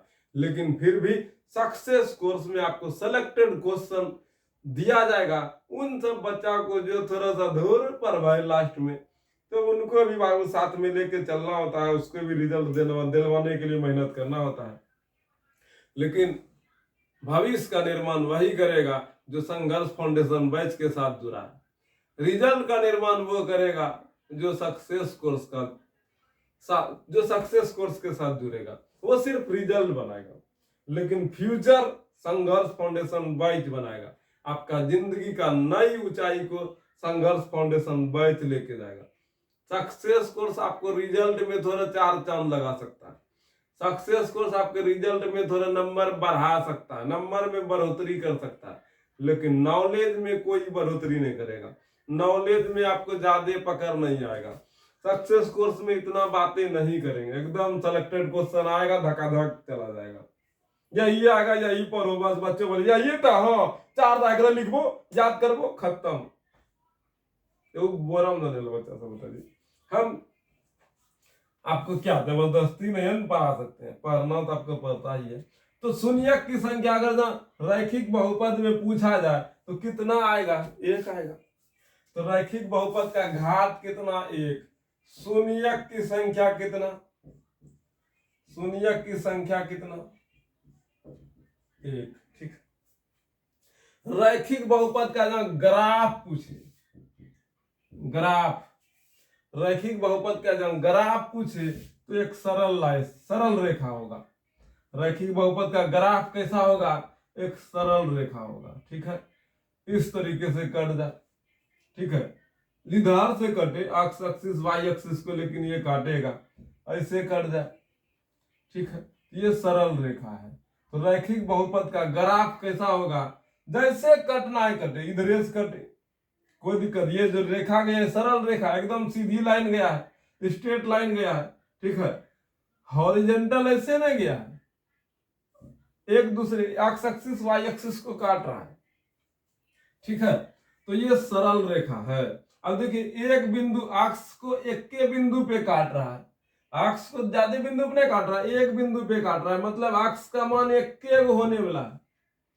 अक्ष का मान कब होने वाला? 1 का। एक के बिंदु को काटवे किया, दूसरा बिंदु वाई काटा, अक्ष को नहीं काटा। अगर अक्ष का मान पूछेगा, बहुपद का संख्या, बहुपद का शून्यक की संख्या पूछेगा, ये अक्ष वाला दिया है तो अक्ष बराबर 1 कोई शून्यक निकलेगा, अक्ष का कोई एक शून्यक होगा।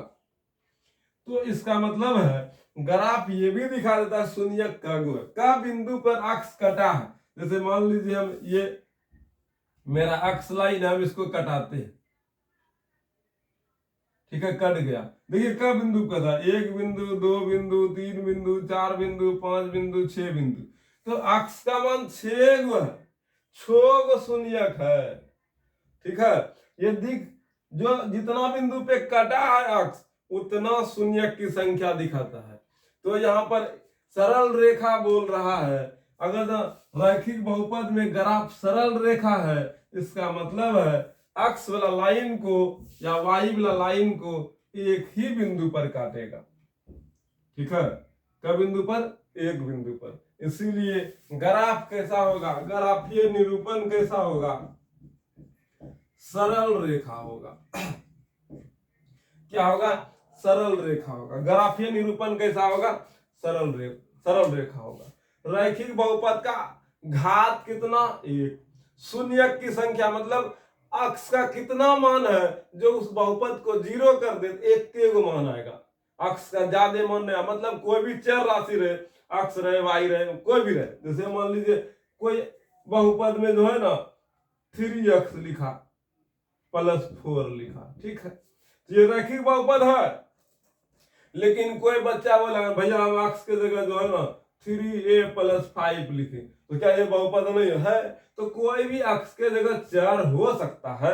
तो मतलब बहुपद में शून्यक की संख्या अगर रैखिक बहुपद का पूछेगा तो कोनो चर राशि रहेगा तो चरे का ना मान निकलेगा, एक यहाँ ए का मान निकलेगा, यहाँ अक्ष का निकलेगा। कोई बच्चा बोलेगा नहीं भैया हम ऐसे नहीं लिखेंगे, हम 3y + 7 लिखेंगे, यहाँ y का मान निकालेंगे, यहाँ ए का मान निकालेंगे, यहाँ अक्ष का मान निकालेंगे, जो चर राशि दिया रहेगा उसका निकलेगा, लेकिन निकलेगा एक ही। तो शून्यक की संख्या 1 निकलेगा।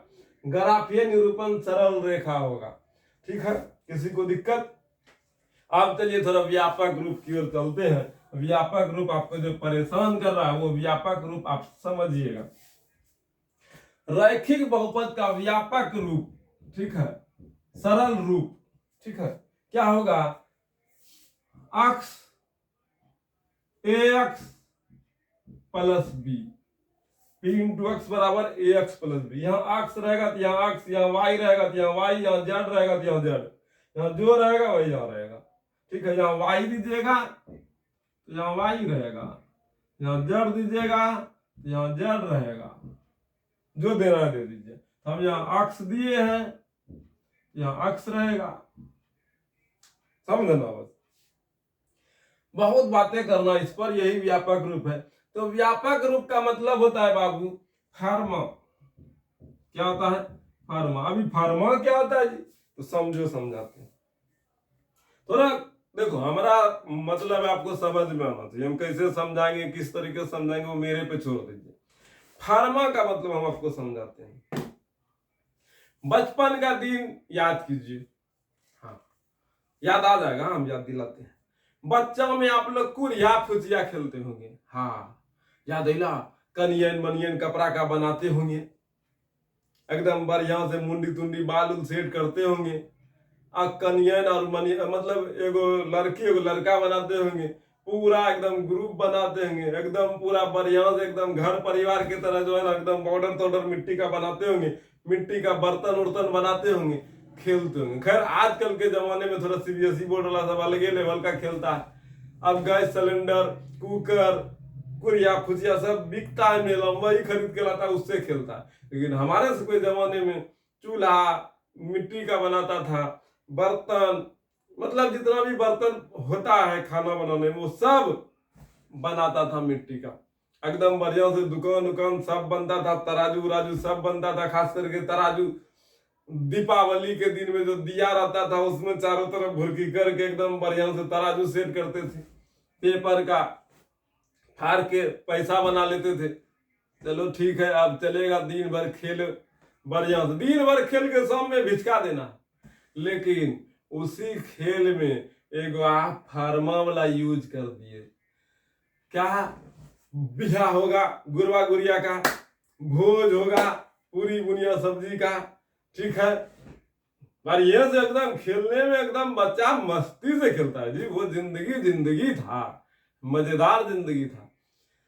तो हम लोग क्या करते थे, अभी आप लोग भी खेले होंगे तो आपको भी याद होगा, घर में जो है ना बोतल का ठेपी खोलते होंगे, गोल ऐसा रोटी लेकर के एकदम दगा दग दाब के जो है ना छोटा छोटा पूरी बनाते होंगे।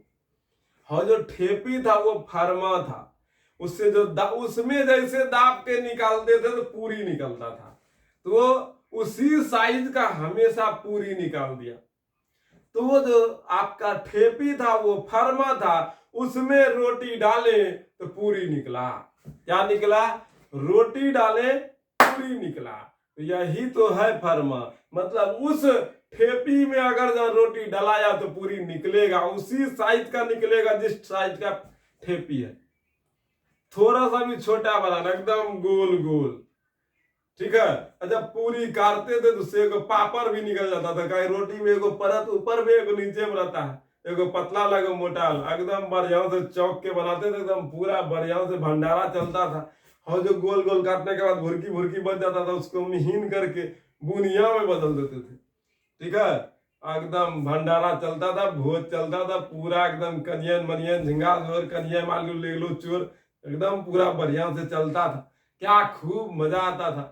खास करके बकरी से चलाने जाते थे तो वह एकदम बढ़िया से खेला चालू रहता था। खूब खेलो, मस्ती करो, मजेदार जिंदगी जियो। ये जिंदगी, बच्चा का जो जिंदगी है बड़ा खुशनुमा होता है, बहुत मजा आता है। खेले हैं तो कुछ लिख के भेजिए, याद भैया हम खेले थे, लेकिन हम सब खेलते थे तो आपस में झगड़े हो जाता था, फिर लात मार के सब कुरिया फुरिया भिचका देते थे, कुछ नहीं बचता था, सब पूरी तूरी छीना छीन हो जाता था, सब एक दूसरे से लड़ जाते थे, सब रूस जाते थे।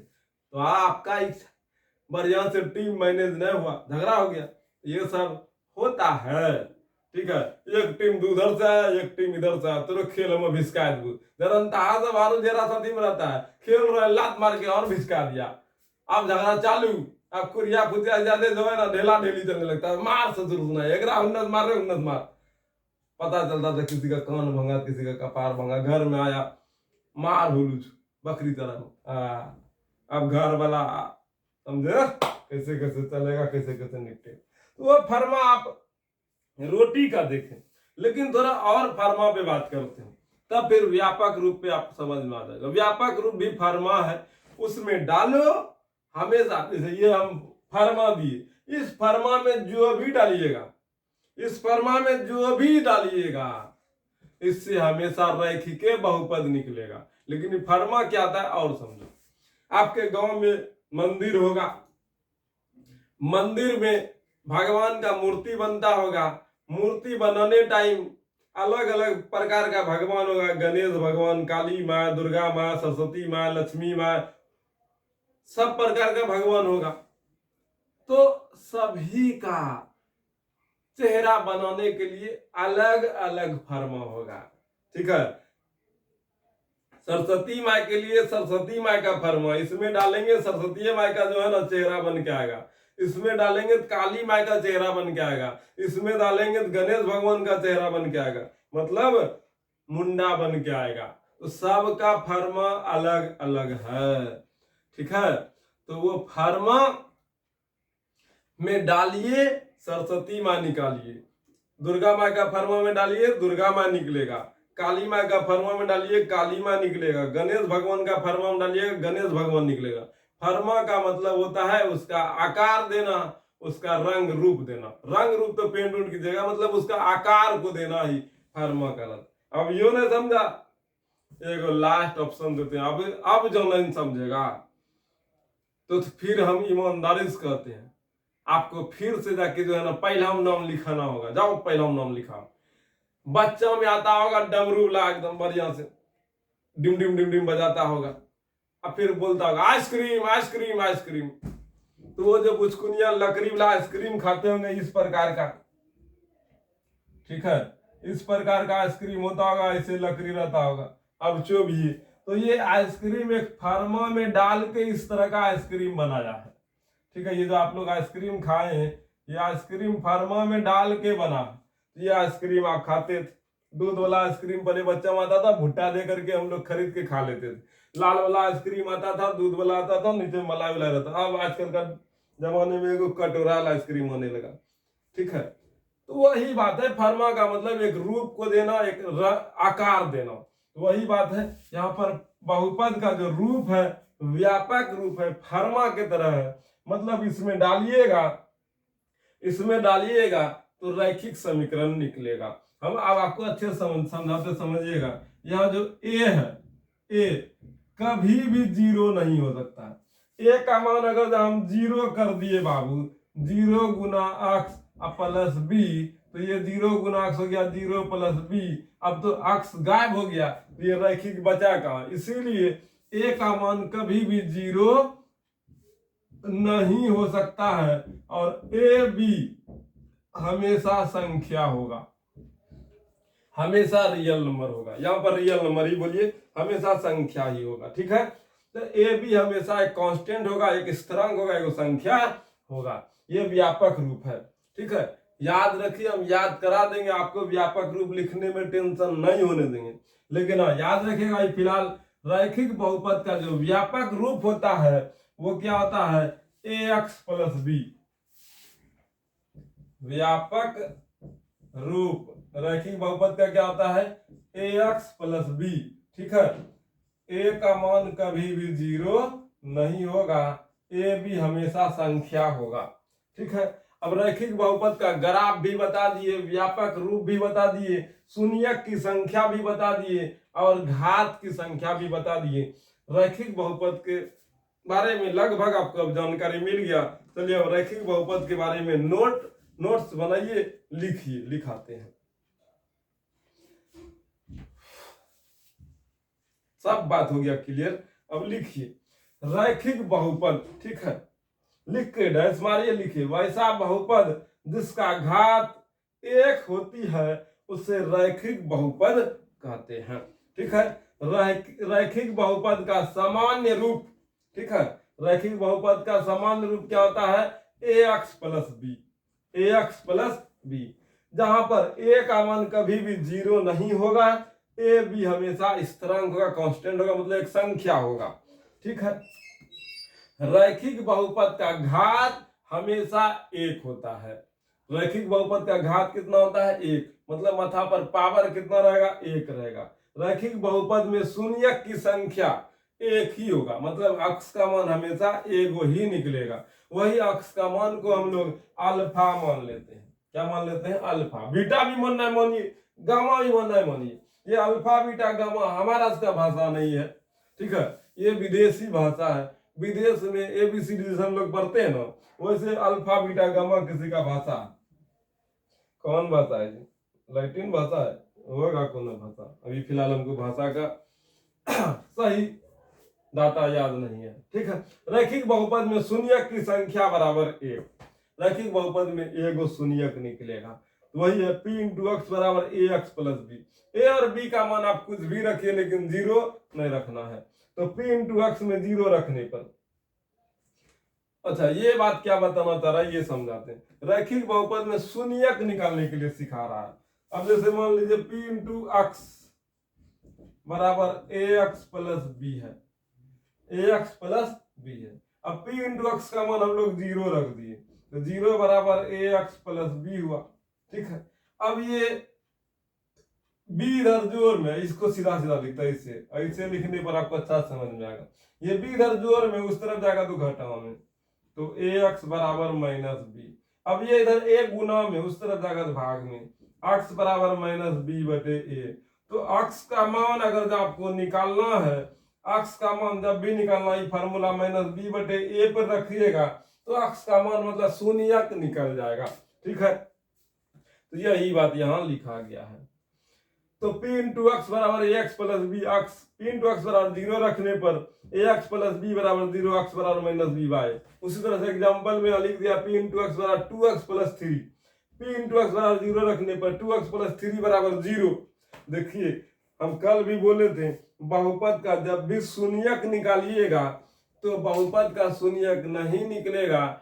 शून्यक निकालने के लिए उसको समीकरण के रूप में लिखना ही होगा। देखिए 2x प्लस 3 बराबर जीरो लिखे ना, तब नहीं x का मान माइनस 3/2 निकला, ठीक है। तो इसीलिए बोले शून्यक जब भी निकालिएगा तो शून्यक बहुपद का नहीं निकलेगा, वो समीकरण के रूप में आएगा तब शून्यक निकलेगा। मतलब शून्यक निकालना है तो समीकरण बनाना ही होगा। तो रैखिक बहुपद का ग्राफ हमेशा सीधी रेखा, सरल रेखा या स्ट्रेट लाइन होता है। अब यहाँ देखिए ये स्ट्रेट लाइन आपको दिख रहा है, कटा है। किसी को कोई दिक्कत हो गया? रैखिक बहुपद के बारे में पूरा कंप्लीट नॉलेज दे दिए, आप एक एक करके लिख लीजिएगा, अच्छे तरीके से नोट्स बनाइएगा। चलिए हम लोग द्विघात बहुपद की ओर बढ़ते हैं, ठीक है। कौन बहुपद? द्विघात बहुपद, द्विघात बहुपद, ठीक है। कोई दिक्कत नहीं, आपको सब बात समझ में आएगा, अच्छे से हर एक बात को आप फील कर पाइएगा।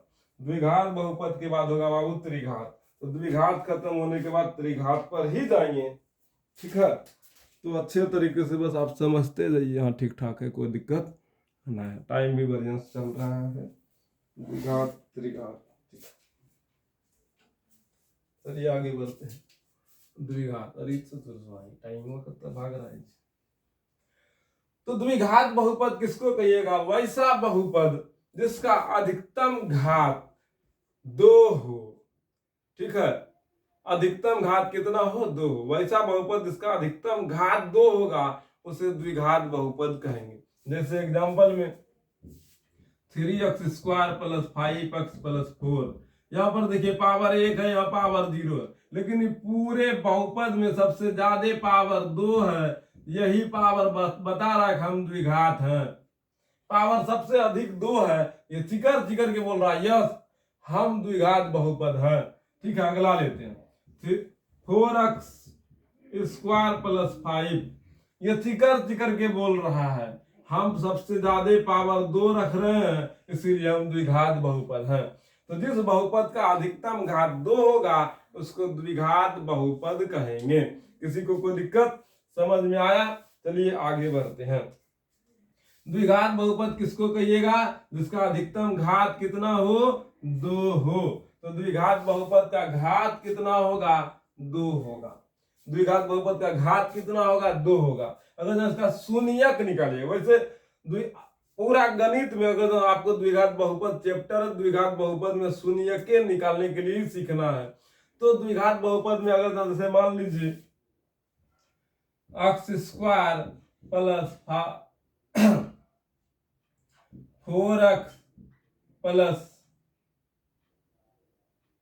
16 दिया है, ठीक है, ये आपको दिया है, इसका शून्यक निकालने बोलेगा तो इसमें अक्स का मान 2 गो निकलेगा, एगो अल्फा निकलेगा एगो बीटा निकलेगा। अक्स का मान 2 गो निकलेगा, ठीक है, तो वही 2 गो का एगो का नाम अल्फा रखेंगे एगो का नाम बीटा रखेंगे।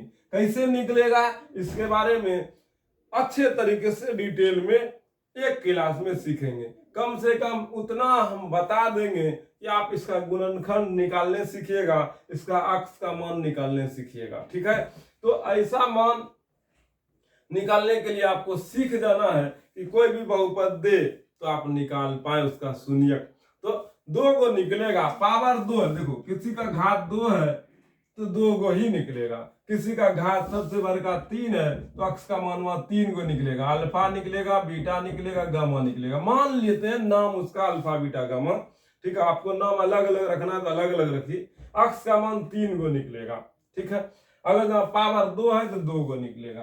तो शून्यक की संख्या द्विघात बहुपद का पूछा जाए, ठीक है, जैसे आपको दिखाते हैं x plus 4 x minus 3, last में ऐसा आएगा तो शून्यक की संख्या लिखना होगा तो x प्लस 4 बराबर 0 या x माइनस 3 बराबर 0, x बराबर माइनस 4, x बराबर 3। तो x का मान माइनस 4 निकला, x का मान 3 निकला। इसका मतलब ये है कि x का मान यहाँ 2 गो निकला है, एगो माइनस 4 निकला है, एगो 3 निकला है। हम अल्फा बराबर माइनस 4 मान लिए, बीटा बराबर 3 मान लिए, ठीक है। तो यही है हम लोग का शून्यक, मतलब ये 4 और 3 ये दोनों के पास क्षमता है उस बहुपद को 0 करने का, ठीक है। किसी को दिक्कत? चलिए आगे बढ़ते हैं। द्विघात बहुपद में शून्यक की संख्या कब होगा? 2 गो होगा। द्विघात बहुपद में शून्यक की संख्या कैसा कितना होगा? 2 गो होगा। द्विघात बहुपद का ग्राफ पूछे कैसा होगा तो बोलिएगा द्विघात बहुपद का ग्राफ परवलय होगा। कैसा होगा? परवलय। परवलय मतलब पाराबोला होगा, इस प्रकार से रहेगा, ठीक है। इस प्रकार से रहेगा, मतलब देखिए एगो जहां कटा है एगो जहां कटा है, 2 गो कटा है, मतलब ये 2 गो दो जगह कटा है। अक्स का मान ये दर्शा रहा है कि अक्स का मान 2 गो निकलेगा, और इस प्रकार के आकृति को हम लोग परवलय आकृति कहते हैं। इस प्रकार के रेखा को परवलय रेखा कहते हैं, पाराबोला कहते हैं। ये हमने बोल रहे सब बुक में लिखा है, एनसीईआरटी का बुक जाके देखिए सब कुछ लिखा है, लेकिन कोई पढ़ता नहीं अच्छा से। बस वही एक हम पढ़ के आपको अच्छा डिटेल में आराम से बता रहे हैं। भाई हम भी किधर और से नहीं पढ़ के आते, बुक पढ़े हैं, एनसीईआरटी में सब कुछ लिखा है, ठीक है, अच्छे से लिखा है। तो ये परवलय है, या फिर ऐसे फोटो नहीं रहेगा तो फिर ऐसे रहेगा, ठीक है, ऐसे दे सकता है, इधरों से नहीं काट सकता है क्या, ऐसे भी रहेगा। तो परवलय रहेगा, पाराबोला रहेगा। तो ग्राफ कैसा रहेगा? पाराबोला रहेगा, परवलय रहेगा। द्विघात बहुपद का ग्राफीय निरूपण कैसा होगा? परवलय होगा। द्विघात बहुपद का ग्राफीय निरूपण कैसा होगा? परवलय होगा। एक बात अभी हम आपको याद दिलाते हैं, याद रखिएगा, ताकि आगे जाने के बाद भविष्य में आप कल्पना कीजिएगा ऐसा दुनिया होता है। ऐसा आकृति दिया रहेगा और इसका क्षेत्रफल निकालने के लिए दे देगा। इसका क्या निकालने देगा? क्षेत्रफल। और इसका क्षेत्रफल निकालने के लिए आपको द्विघात बहुपद का वहां भर भर उपयोग करना होगा। और ये क्षेत्रफल निकालने के लिए बर्मा में मैथ पढ़ना होगा, और उस चैप्टर का नाम होगा इंटीग्रेशन। पूरा बर्मा में अच्छे से पढ़िएगा तो इस चैप्टर एगो ऐसा चैप्टर आएगा जो इस प्रकार के क्षेत्र का क्षेत्रफल निकालने के लिए सिखाएगा। और एगो 5 नंबरिया क्वेश्चन पक्का बर्मा में इससे पूछा ही जाता है, इसीलिए अच्छे से पढ़िए, अभी से ही आपका बेसिक मजबूत रहेगा तो आगे चल के बहुत कुछ कर पाइएगा। और यह ग्राफ का आप वहां क्षेत्रफल निकालने सीखिएगा, और अच्छे तरीके से सीख पाइएगा। याद रखिएगा, परवलय आकृति का ग्राफ आपको वर्मा में मिलेगा, इंटीग्रेशन चैप्टर में। ठीक है, तो एक एक करके आप अच्छे से समझ रहे हैं। द्विघात बहुपद का ग्राफीय निरूपण कैसा होगा? परवलय होगा। तो द्विघात बहुपद का ग्राफीय निरूपण कैसा होता है? परवलयकार होता है, पाराबोला होता है। इसका क्षेत्रफल के बारे में हम लोग इंटीग्रेशन चैप्टर जब वर्मा में पढ़िएगा तो फिर वहां आप इसका क्षेत्रफल निकालने सीखिएगा। तो चलिए, अब ग्राफीय निरूपण हो गया, तो व्यापक रूप भी अब समझते हैं। किसका? द्विघात बहुपद का। द्विघात बहुपद का व्यापक रूप जो है ना, ए अक्ष स्क्वायर बी अक्ष प्लस सी होता है। द्विघात बहुपद का व्यापक रूप क्या होता है? ए अक्ष स्क्वायर प्लस बी अक्ष प्लस सी होता है। ठीक है, घबराओ नहीं, सबका व्यापक रूप आप लिखिएगा। त्रिघात, चतुर्घात, पंचघात सबका लिख लीजिएगा। निश्चिंत रहिए, आप अच्छे से सीख पाइएगा। तो ध्यान से सुनना बाबू, द्विघात बहुपद का व्यापक रूप, व्यापक रूप का मतलब फर्मा, इसमें डालने पर आपको हमेशा द्विघात बहुपद ही प्राप्त होगा। ठीक है, तो यहाँ पर ए का मान कभी भी 0 नहीं होगा।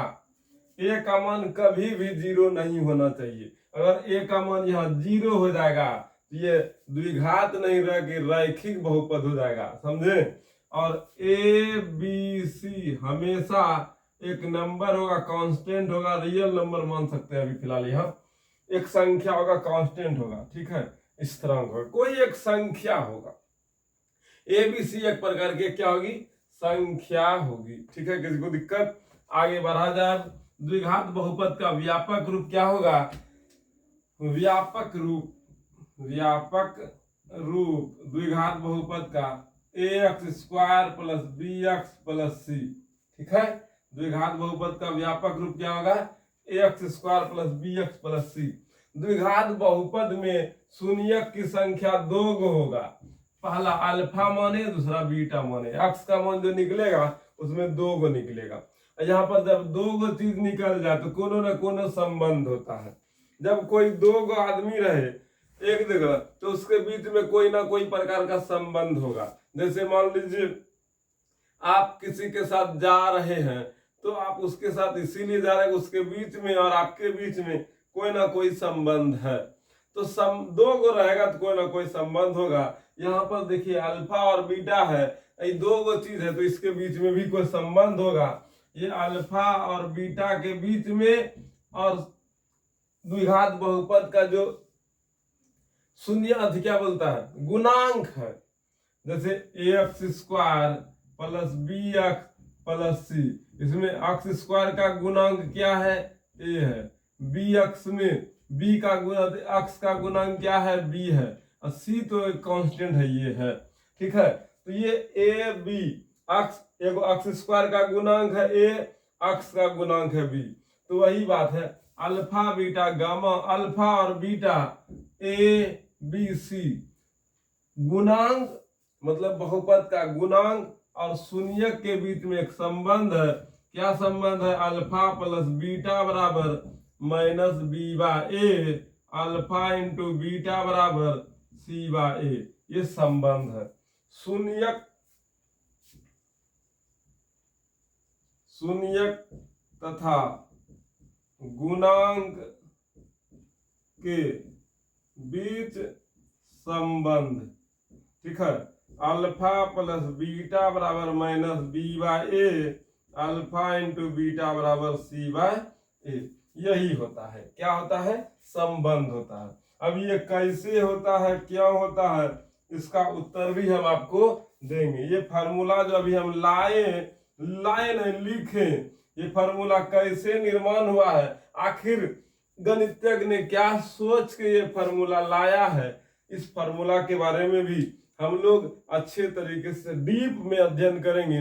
इतना डीप कि ये फार्मूला निकल जाए और आप निकालने लायक बन जाए। इस फार्मूला का आप अपने से निकालने लायक बन जाइएगा। इस फार्मूला को आप खुद से निकाल लीजिएगा, खुद से ड्राइव कर लीजिएगा, खुद से निकालने का आपके पास सामर्थ आ जाएगा, उस लायक हम आपको बताएंगे। एक क्लास होगा जिसमें द्विघात बहुपद त्रिघात बहुपद का फार्मूला कैसे निकाला जाए वो ही बातें करेंगे, ठीक है। अभी सिर्फ द्विघात बहुपद क्या है, इसका क्या क्या प्रॉपर्टी है ये बता रहे हैं, लेकिन जब हम बात करेंगे ये फार्मूला कैसे निकला है तब फिर वहां आप इस फार्मूला के बारे में ही बात होगा।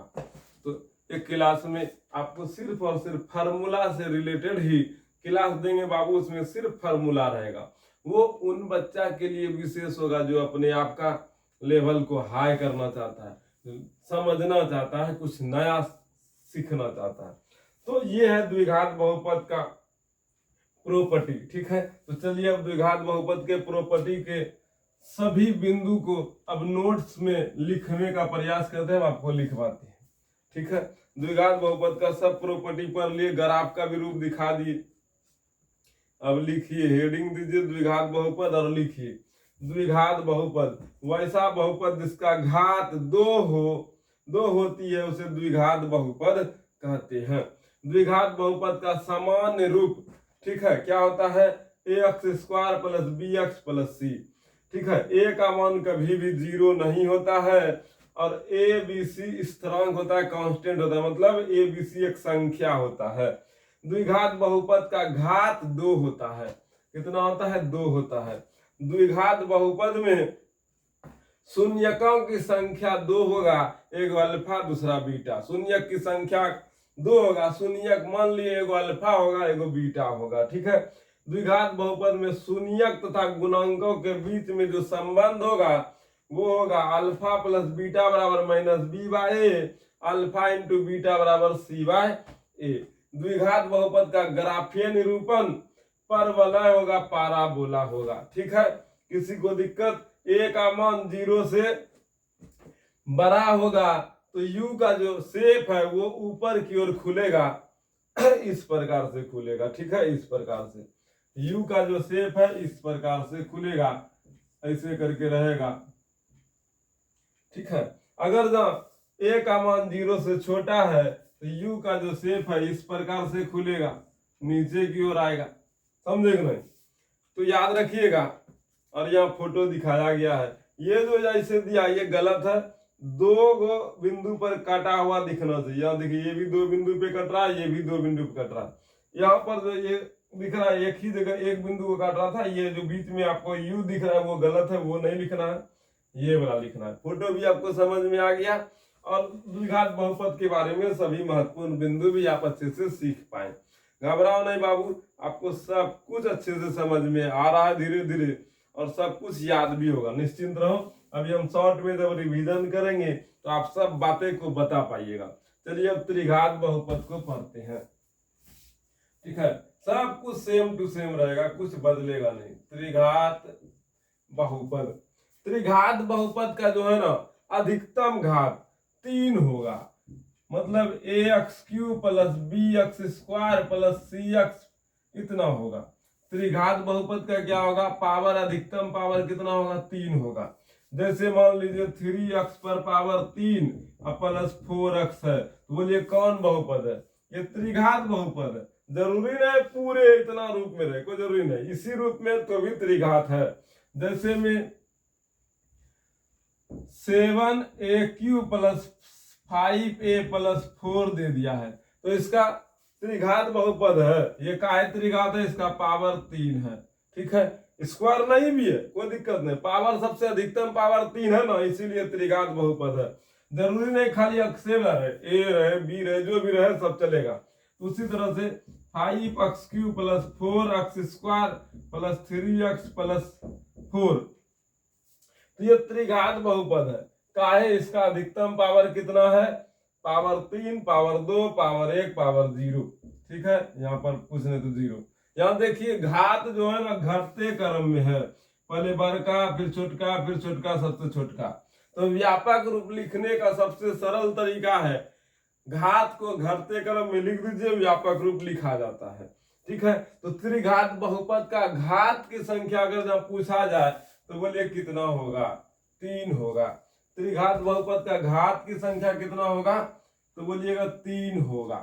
ठीक है, त्रिघात बहुपद में शून्यक की संख्या, देखिए घात जितना होगा शून्यक की संख्या भी उतना ही निकलेगा। अगर घात 3 है, अक्ष पर पावर 3 है, तो इसका शून्यक भी 3 गो निकलेगा, अल्फा एगो बीटा एगो गामा, यही 3 गो निकलेगा। शून्यक का मान को नाम से याद रखने के लिए लिखे हैं अल्फा बीटा गामा। ठीक है, ये अल्फा बीटा गामा, ये शून्यक क्या है, शून्यक की संख्या को दिखा रहा, 3 गो शून्यक मान लो, एगो अल्फा है एगो बीटा है एगो गामा है। ये अल्फा बीटा गामा जो है इस बहुपद को, त्रिघात बहुपद को 0 करने का पावर रखता है, 0 बटे सन्नाटा करने का पावर रखता है। ठीक है, मतलब त्रिघात बहुपद में 3 गो अक्ष का मान होगा, मतलब 3 गो चर का मान होगा जो उस बहुपद को 0 करने का सामर्थ्य रखता है। तो त्रिघात बहुपद में शून्यक की संख्या कितना होगा, 3 होगा। त्रिघात बहुपद का ग्राफीय निरूपण कैसा होगा बाबू, तो ग्राफीय निरूपण कुछ इस प्रकार से होता है। ये है ग्राफ का अक्ष, तो ग्राफीय निरूपण इस प्रकार से होता है। ठीक है, इस प्रकार से आस के रूप का होगा। ग्राफीय निरूपण किस प्रकार से होगा, आस के रूप का होगा। अब यहां देखिए, एगो यहाँ कटा, एगो यहाँ कटा, एगो यहाँ कटा, तो 3 जगह कटा है और ये आस के रूप का दिख रहा है। तो त्रिघात बहुपद का जो ग्राफीय निरूपण है आस शेप का होगा, आस लेटर का होगा। आस वही ABCD का जो आस होता है, ठीक है, उसी रूप का होता है। तो ग्राफीय निरूपण आस रूप का होगा। किस रूप का होगा, आस रूप का। अब व्यापक रूप अगर जब पूछा जाए किसका, त्रिघात बहुपद का, तो लिखिएगा त्रिघात बहुपद का व्यापक रूप क्या होता है, तो ax³ plus bx² plus cx plus d, ये है त्रिघात बहुपद का व्यापक रूप। ठीक है, त्रिघात बहुपद का ये क्या है, व्यापक रूप है। a का मान यहाँ कभी भी 0 नहीं होगा, ABCD हमेशा एक कांस्टेंट होगा, एक संख्या होगा। ठीक है, तो त्रिघात बहुपद का व्यापक रूप ax² bx cx d, ये त्रिघात बहुपद का व्यापक रूप है। और यहाँ पर 3 शून्यक है, अल्फा है, बीटा है, गामा है। क्या है, अल्फा बीटा गामा। यहाँ पर भी संबंध होगा, alpha plus beta plus gamma बराबर -b/a। अल्फा बीटा एकदम दो शून्यक को गुना कर जोड़ने पर alpha beta plus beta gamma plus gamma alpha बराबर c/a।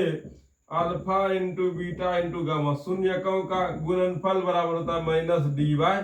तो यही बात को यहां भी लिख लेते हैं। ठीक है, शून्यकों का गुणांक के बीच क्या संबंध होता है, alpha plus beta plus gamma बराबर होता है -b/a। Alpha beta plus beta gamma plus gamma alpha बराबर होता है c/a। Alpha into beta into gamma बराबर होता है -d/a। यहां तक में किसी को कोई दिक्कत समझ में आ रहा है, अच्छी बात है। धीरे धीरे आपको सभी बात समझ में आ जाएगा। ये है त्रिघात बहुपद। ठीक है, तो चलिए आपको नोट्स बनवाने का प्रयास करते हैं, त्रिघात बहुपद के बारे में भी आपको बता दिए। लेकिन एक बात और याद रखिएगा, कोई भी व्यापक रूप पूछे, किसी का भी घात पूछे, किसी का भी शून्यक की संख्या पूछे, तो इतना बात याद रखेंगे, सिर्फ उसका व्यापक रूप देख के ही बता दीजिएगा कि उसका शून्यक की संख्या कितना होगा, उसका घात कितना होगा। ठीक है, उसका ग्राफ कैसा होगा, आप बता दीजिएगा। हाँ, हम आपको बता रहे, समझना। देखो, व्यापक रूप लिखना है तो सबसे पहले हम आपको व्यापक रूप लिखने का शॉर्टकट तरीका बताते हैं। सबसे पहले व्यापक रूप जब लिखना है तो ABCD लिखो, लिख दिए, किसी को दिक्कत, सभी में अक्ष लिखो, अक्ष से लिखो, y लिखना है y लिखो, हम अक्ष लिए, हमको अक्ष पसंद है अक्ष लिए। ठीक है, अक्ष लिए, आपको y पसंद है y लिखिए, लेकिन जनरली अक्ष रहता है तो अक्ष लिए, और सबके बीच में प्लस दे दिए, किसी को दिक्कत माइनस नहीं देना, सिर्फ प्लस देना। उसके बाद अब बोलेगा आपको चतुर्थ घात बहुपद का व्यापक रूप लिखे। किसका बोला? चतुर्थ घात का। चतुर्थ घात का बोला तो अधिकतम पावर कितना? 4, तो यहां 4 लिखिए। अब 4 के बाद 3, 3 के बाद 2, 2 के बाद 1, 1 के बाद 0। ठीक है, किसी को दिक्कत? 4 3 2 1 0 हो गया। 0 के बाद जो बचा उसको मिटा दीजिए, उससे उसको हमको कोई लेना देना नहीं है। अब इसको देखिए सजा करके, देखिए x पर power 4 bx cube cx square dx plus e, x पर पावर 0 का मान 1। ये हो गया चतुर्थ घात बहुपद का व्यापक रूप। गया भेजा में। अब बोलिएगा भैया हमको जो है ना पंच घात का लिखना है, तो पंच घात का लिखने से पहले पहले आपको जो है ना हम त्रिघात लिख के दिखाते हैं। करना कुछ नहीं है, पहले ABCD लिखो, लिख दिए। सब में x लिखो, लिख दिए। सब में +2 दे दिया। क्या बोला? त्रिघात बोला। तो अधिकतम घात कितना हुआ? 3। तो यहाँ 3 2, 3 के बाद 2, 2 के बाद 1, घटाते जाना, घटते क्रम लिखना। 1 के बाद 0, अब 0 के बाद हमको कोई मतलब नहीं, इसको मिटा दिए। आपके पास मिटाने वाला ऑप्शन नहीं है, तो आप पहले दिमाग में सोचिए कहां तक लिखना है। ठीक है, उसके बाद क्या हो गया? ax cube bx square cx plus d, x पर पावर 0 का मान 1। ये देखिए त्रिघात बहुपद का व्यापक रूप हुआ क्या? यही देखिए लिखा हुआ है क्या? ax square plus bx plus cx plus d। ax square ax cube plus bx square plus cx plus d है, सेम टू सेम वही बात है। ax cube plus bx square plus cx plus d जा रहा है बेदम जी। उसी तरीके से द्विघात बहुपद का व्यापक रूप लिखना है। जो भी रास्ते को परेशान करते हैं। शांत होगा, हो गया लगता, अब दूर गया। हाँ ठीक है, चलो ठीक। वीडियो रात को बनाते हैं, रात में भी कोई ना कोई असुविधाएं। खैर कोई दिक्कत नहीं, कंटेंट में कोई असुविधा नहीं है। थोड़ा बहुत ट्रैफिक होता है इधर से उधर, लेकिन अब जो भौंक रहा है वो बहुत ही दिलदार चीज है। अगर आप उससे दोस्ती कीजिएगा, ईमानदारी से कहते हैं, कब तक ग्रह नक्षत्र गायब हो जाएगा पता न चलेगा। खास करके अगर आपको ग्रह सबका खतरा है, कुछ करो न करो, कुत्ता को रोटी खिलाओ, गरीब को पानी पिलाओ, गरीब का जो है ना हमेशा सम्मान करो, ईमानदारी से कहते हैं, सब दलिद्र दूर हो जाएगा। किसी प्रकार का तकलीफ ना। जो एक चीज है गांव में, ये फेमस डायलॉग है, भला करे तो भीतर जाए। ये डायलॉग जो भी बनाया होगा ना, पता नहीं क्या सोच के बनाया, लेकिन हम गौर किए हैं, हम जब भी देखे हैं, पता नहीं भीतर जाता है कि नहीं जाता नहीं पता, लेकिन भला कीजिएगा ना तो मन में एक संतुष्टि मिलता है। मन बहुत अच्छा से अपने आप को खुशनुमा फील कराता है, और आगे चल के कभी ना कभी आपको जो है ना वो भला किया हुआ चीज सूद समेत वापस मिलता है। कभी तकलीफ होगा, कभी दिक्कत होगा, देखना आपको एक ऐसा अनजान इंसान मिलेगा जो आपका मदद करके अनजान की तरह चला जाएगा। ठीक है, पता न चलेगा, मदद करके चला जाएगा। तो ये दर्शाता है कि जब आप किसी का भला किए थे तो वो भला भगवान के खाते में लिखा गया था। जब आपको परेशानी आया था तो वो परेशानी के साथ में आपको ईश्वर हिम्मत तो दिया, साथ ही साथ मदद करने के लिए किसी अनजान लोग को भेजा, जो आपका मदद करके फिर अनजान बन के चला गया, आपको पता तक नहीं चला। तो इसीलिए बोलते हैं भला करो तो भीतर जा, हमको नहीं पता, लेकिन भला कीजिएगा तो आने वाले भविष्य में कभी ना कभी आपके साथ कोई भला करने के लिए अनजान इंसान आएगा और आपका मदद करके चला जाएगा। ये चीज को अगर आप फील करना तो पहले भला करने सीखिए, ऑटोमेटिक आपको फील हो जाएगा। हमको बहुत बार ये चीज खुद में हम देखे हैं, बहुत बार मेरा मदद ऐसे ही हो गया जैसे हमको लगता था यार इतना पेचीदा काम जिसमें बहुत से लोगों को बहुत दिन लग जाता है, हम गए मेरा हो गया। ठीक है, कोई लाइन टाइम लगने का जरूरत नहीं, गए कम डायरेक्ट गए, काम हुआ हम निकले। जो काम करने में उसको 4 दिन 5 दिन वापस घूर के जाना आना पड़ता था, वही काम को जाने के तुरंत बाद हो जाना, ये दर्शाता है ईश्वर है जो आपका हमेशा भला करने का प्रयास करता है। इसीलिए भगवान पे श्रद्धा रखते हैं, विश्वास रखते हैं, हर संभव प्रयास करते हैं। हमारे साथ जुड़ा हुआ विद्यार्थी हमेशा मजबूती के साथ खड़ा रहे।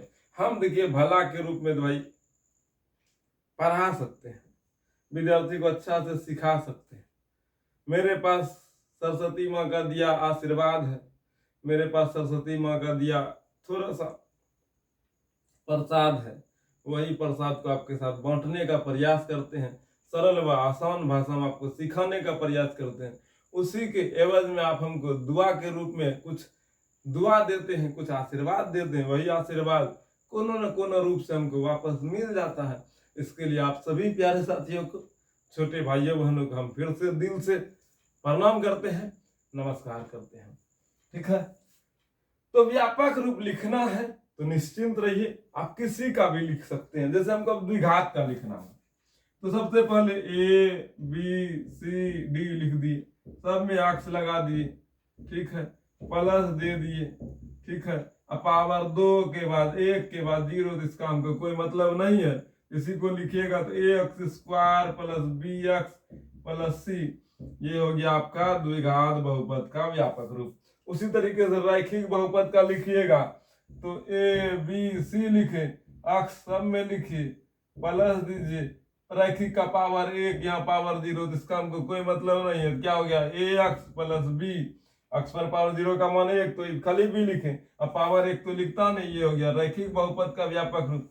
अब बोलिए किसका लिखना, 6 घात का, 7 घात का, 8 घात का, क्या आप अब नहीं लिख पाइएगा?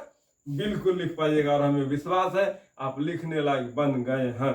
चलिए एगो 5 घात का हम आपको लिख के दिखाते हैं, 5 घाती लिख के दिखाते हैं।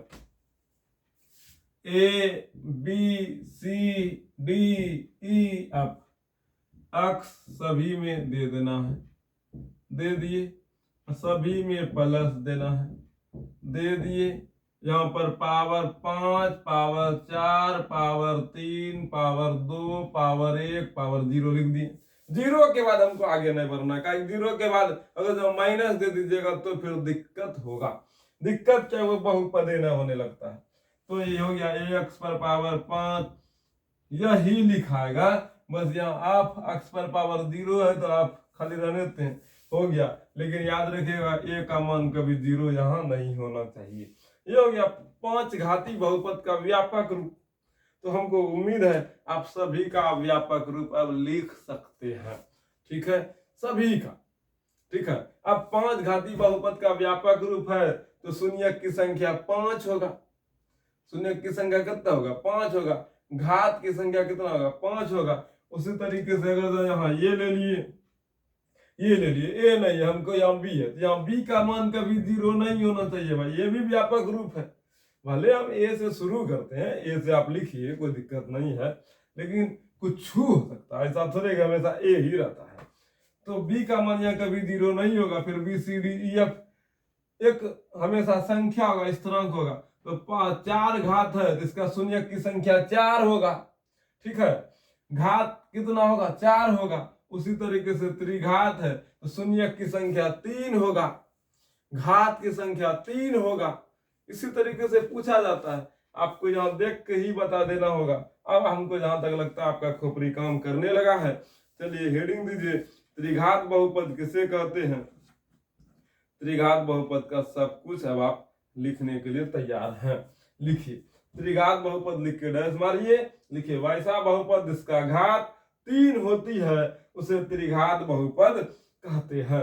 त्रिघात बहुपद का व्यापक रूप या सामान्य रूप जो लिखना लिखिए, क्या होता है, ax³ plus bx² plus cx plus d। a का मान कभी भी 0 नहीं होगा, a b c d हमेशा स्थिरांक होगा, हमेशा एक संख्या होगा। त्रिघात बहुपद में घात की संख्या 3 होगा, त्रिघात बहुपद में शून्यक की संख्या 3 होगा, और शून्यक क्या क्या होगा, अल्फा बीटा और गामा होगा। ठीक है, त्रिघात बहुपद में शून्यक तथा गुणांकों के बीच संबंध पूछेगा तो बोलिएगा alpha plus beta plus gamma बराबर minus b by a, alpha beta plus beta gamma plus gamma alpha बराबर c by a, alpha into beta into gamma बराबर माइनस डी बाय ए। ठीक है, और त्रिघात बहुपद का ग्राफीय निरूपण अस के आकार का होगा, अस शेप कर्व होगा। ठीक है, इस प्रकार से होगा। ये पूरा कटा हुआ नहीं दिखा रहा है, इसको इस प्रकार से कटा दीजिए। कट गया, किसी को दिक्कत? त्रिघात बहुपद का ग्राफ अस के रूप का होगा। समझ में आया? समझ गए? अच्छी बात है। चलिए अब हम लोग त्रिघात बहुपद हो गया खत्म। इसके बाद फोटो भी इधर नहीं है। आपका क्लास यहाँ तक ही है। अच्छी बात है, क्लास कंप्लीट हुआ। अब आगे के क्लास में कल के क्लास में हम लोग द्विघात बहुपद को अच्छे तरीके से सीखेंगे। मतलब हम अब हिसाब बनाने सीखेंगे। मतलब ये द्विघात बहुपद का शून्यक ज्ञात करने सीखेंगे, गुणनखंड करने सीखेंगे। ठीक है, कल का क्लास में आप द्विघात बहुपद का गुणनखंड बहुत अच्छे तरीके से समझने का प्रयास कीजिएगा। द्विघात बहुपद में लगभग उतना क्वेश्चन बताएंगे बाबू कि आप उकता जाइएगा, गुणनखंड निकालने सीख जाइएगा। थोड़ा मेहनत करना होता है, आप भी मेहनत कीजिएगा, आप भी प्रयास कीजिएगा और हर संभव प्रयास कीजिएगा। जितना प्रयास कीजिएगा उतना बढ़िया। होमवर्क भी बहुत सारा देंगे ताकि आप गुणनखंड सीख जाइए। कल का क्लास आपका बोर्ड एग्जाम के लिए बहुत ही इंपॉर्टेंट क्लास है। ये जितना पढ़ा ये सब ऑब्जेक्टिव के लिए बहुत इंपॉर्टेंट था, लेकिन कल का क्लास 2 नंबरिया शॉर्ट क्वेश्चन के लिए बहुत इंपॉर्टेंट है। कल का क्लास अगर आप नहीं बना पाएंगे, नहीं सीख पाएंगे, ईमानदारी से कहते हैं बहुपद चैप्टर आपके लिए भारी न महा भारी हो जाएगा। कल का क्लास आप अच्छे से सीख गए, हर एक कॉन्सेप्ट को समझ गए, द्विघात बहुपद का शून्यक निकालने सीख जाइएगा तो ईमानदारी के साथ कहते हैं फिर द्विघात बहुपद आपका था, आपका ही रहेगा। ठीक है, बस मेहनत करना पड़ेगा। कल का क्लास में खुद को बहुत ज्यादा संघर्षशील बनाना होगा। कल का क्लास काफी मददगार साबित होगा बहुपद चैप्टर को सीखने के लिए। इसीलिए कल के क्लास में जबरदस्त तरीके से खा पी के आइएगा, अच्छे तरीके से मेहनत कीजिएगा और कल का क्लास में बहुत सारा प्रॉब्लम को आप सॉल्व कीजिएगा। हम उतना सॉल्व करेंगे जिसमें आप उकता जाइएगा, आप सीख जाइएगा, उतना सिखाएंगे। ये नहीं कि 2 गो 3 गो गुणनखंड लाए ऐसे ऐसे टूटता नहीं, 6-7 गो हम ही तोड़ के दिखाएंगे, बदल बदल के दिखाएंगे, कई प्रकार से समझाएंगे। तब फिर आपको गुणनखंड हर लेवल का बात करके आपको बोलेंगे अब सीख गए। लगभग हम 15 से 20 गो गुणनखंड कल तोड़ेंगे। ठीक है, 15 से 20 गुणनखंड तोड़ते तोड़ते तो आपको भी तोड़ने सिखाइए देंगे जी। नहीं तो गुणनखंड सभ्य को तोड़ने नहीं आता है। अब भाज्य गुणनखंड यहाँ नहीं होगा, यहाँ बहुपद का गुणनखंड होगा। द्विघात बहुपद का गुणनखंड कल सीखना है। इसीलिए कल का क्लास काफी इंपॉर्टेंट क्लास है। हमें उम्मीद है आज के क्लास को अच्छे से सीखे समझे हैं, अच्छे से पढ़े हैं। चलिए हम आपसे 10 क्वेश्चन पूछते हैं, बताइएगा, फटाफट बताइएगा। पूछ रहे हैं द्विघात बहुपद का अधिकतम घात कितना होगा? बताओ बाबू। 2 होगा। बहुत बढ़िया, गुड जॉब। द्विघात बहुपद में शून्यकों के बीच क्या संबंध होता है? तो अल्फा प्लस बीटा बराबर माइनस बी बाय ए होता है। अल्फा इंटू बीटा बराबर सी बाय ए होता है। तीसरा क्वेश्चन, त्रिघात बहुपद का अधिकतम घात कितना होगा? 3 होगा। त्रिघात बहुपद में शून्यक की संख्या कितना होगा? 3 होगा। त्रिघात बहुपद के शून्यक के बीच में संबंध में अगर जब पूछे शून्यकों का योग बराबर क्या होता है, तब बोलिएगा minus b by alpha plus beta plus gamma. शून्यकों का योग माइनस बी बाय ए। 2 करके गुणनफल कर शून्यकों का योग क्या होगा? तब बोलिएगा alpha beta plus beta gamma plus gamma alpha बराबर सी बाय ए। ठीक है, त्रिघात बहुपद का शून्यकों का गुणनफल क्या होगा? तब बोलिएगा alpha into beta into gamma minus d by. जैसे पूछेगा उसे घुमा के पूछेगा, घुमा के बताइए। ठीक है, त्रिघात बहुपद का व्यापक रूप क्या होगा? तो बोलिएगा a x cube plus b x square plus c x plus d. ठीक है, क्यू से शुरू करना, घटाते जाना, d x a x cube plus b x square plus c x plus d, c x के बाद डी, वहां एक्स पर पावर 0 होने लग। द्विघात बहुपद का व्यापक रूप क्या होगा? A x square plus b x plus c. ठीक है, सी के बाद खेला खत्म। रैखिक बहुपद का व्यापक रूप क्या होगा? A x plus B. द्विघात बहुपद का ग्राफीय निरूपण कैसा होगा? परवलय। त्रिघात बहुपद का ग्राफीय निरूपण कैसा होगा? तो बोलिएगा अस के रूप का होगा। रैखिक बहुपद का ग्राफीय निरूपण कैसा होगा? तो बोलिएगा सरल रेखा होगा। उच्चर बहुपद का ग्राफीय निरूपण कैसा होगा? तो हॉरिजॉन्टल होगा, एक सीधा रेखा होगा। ठीक है, अच्छा, अचर बहुपद का व्यापक रूप क्या होगा? तो सीधा एक कांस्टेंट होगा, p इंटू एक्स बराबर k होगा, खेला खत्म, कोई दिक्कत। उच्चर बहुपद का घात की संख्या कितना होगा? तो 0 होगा। ठीक है, हर एक तरह से क्वेश्चन आपसे पूछेगा घुमा के, आप बताने के लिए तैयार हैं। क्वेश्चन हमेशा आप अपने से प्रैक्टिस करके ही बना पाइएगा। जबरदस्त तरीके से अच्छे से रिवीजन कीजिए। हमें उम्मीद है आप रिवीजन कर खुद को बनाने का प्रयास करेंगे। आप द्विघात बहुपद, त्रिघात बहुपद, रैखिक बहुपद के बारे में, बहुपद का प्रकार के बारे में अच्छे से सीखे, समझे, अच्छे से आप हमारे साथ जुड़े। इसके लिए आप सभी छोटे भाइयों बहनों को दिल की हार्दिक गहराई से धन्यवाद, थैंक यू, शुक्रिया, जय हिंद। साथियों, इतना आप मेहनत करते हैं तो आपको ऊर्जा की जरूरत होगी, और वह ऊर्जा आपको सबसे भरपूर मात्रा में अगर किधर मिलेगा तो एक ही स्थान है, वह स्थान है ध्यान में बैठने का। अगर आप ध्यान में बैठते हैं तो आप खुद को ऊर्जावान महसूस कीजिएगा, आप पॉजिटिव विचार को ग्रहण करने लगेगा, आपके इर्द गिर्द में हमेशा पॉजिटिविटी रहेगा। जैसे हम आपको समझाते हैं, समझिएगा, इस बात को भी समझने का प्रयास कीजिएगा तो जरूर समझ जाइए। जैसे मान लीजिए हम लिखे ये ए, ठीक है, ये लिखे बी, ये लिखे सी, तो समझो ये ए है, ये बी है, ये सी है। अब लिखे जहां 12, यहाँ लिखे 13, यहाँ लिखे 14, तो बोलिए क्या है? अब गौर करके देखिए, तो यहाँ पर ये 13 और ये भी 13, एक बी और 13 दोनों एक ही रूप का दिख रहा है, लेकिन ये इस ग्रुप में है तो इसको आप बी पढ़िएगा, एक के साथ बी। अब 12 के बाद 13। अब डिपेंड करता है कि आप ये जो ये 13, ये 13 है, ये बी है, ये दिखाना चाह रहा है आपके अगल बगल में कौन है, उसके आधार पर आप इसको पहचानते हैं। तो वही बात है, आपके अगल बगल में, आपके इर्द गिर्द में कैसा क्षेत्र है, आप किस माहौल में ढलते हैं, वो आपका जिंदगी का सही आयाम लेके जाएगा। आप अच्छे विचारों को ग्रहण करते हैं, अच्छे लोगों के साथ उठते बैठते हैं, अच्छे लोगों के साथ आपका संबंध है, अच्छी ऊर्जा प्राप्त करते हैं, तो एक दिन आप अच्छा कर पाइएगा, अच्छे मुकाम को हासिल कर पाइएगा। इसीलिए अच्छा विचार, अच्छा माहौल, अच्छी समझ, अच्छा गुण धारण करना चाहिए, और उसी गुण में से एक गुण ध्यान करना है, तो ध्यान कीजिएगा तो जरूर आपको लाभ ही मिलेगा, हानि एक भी नहीं है ध्यान करने से। इसीलिए हम आपको ध्यान करने के लिए प्रेरित करते हैं। आज के लिए इतना ही, नमस्कार।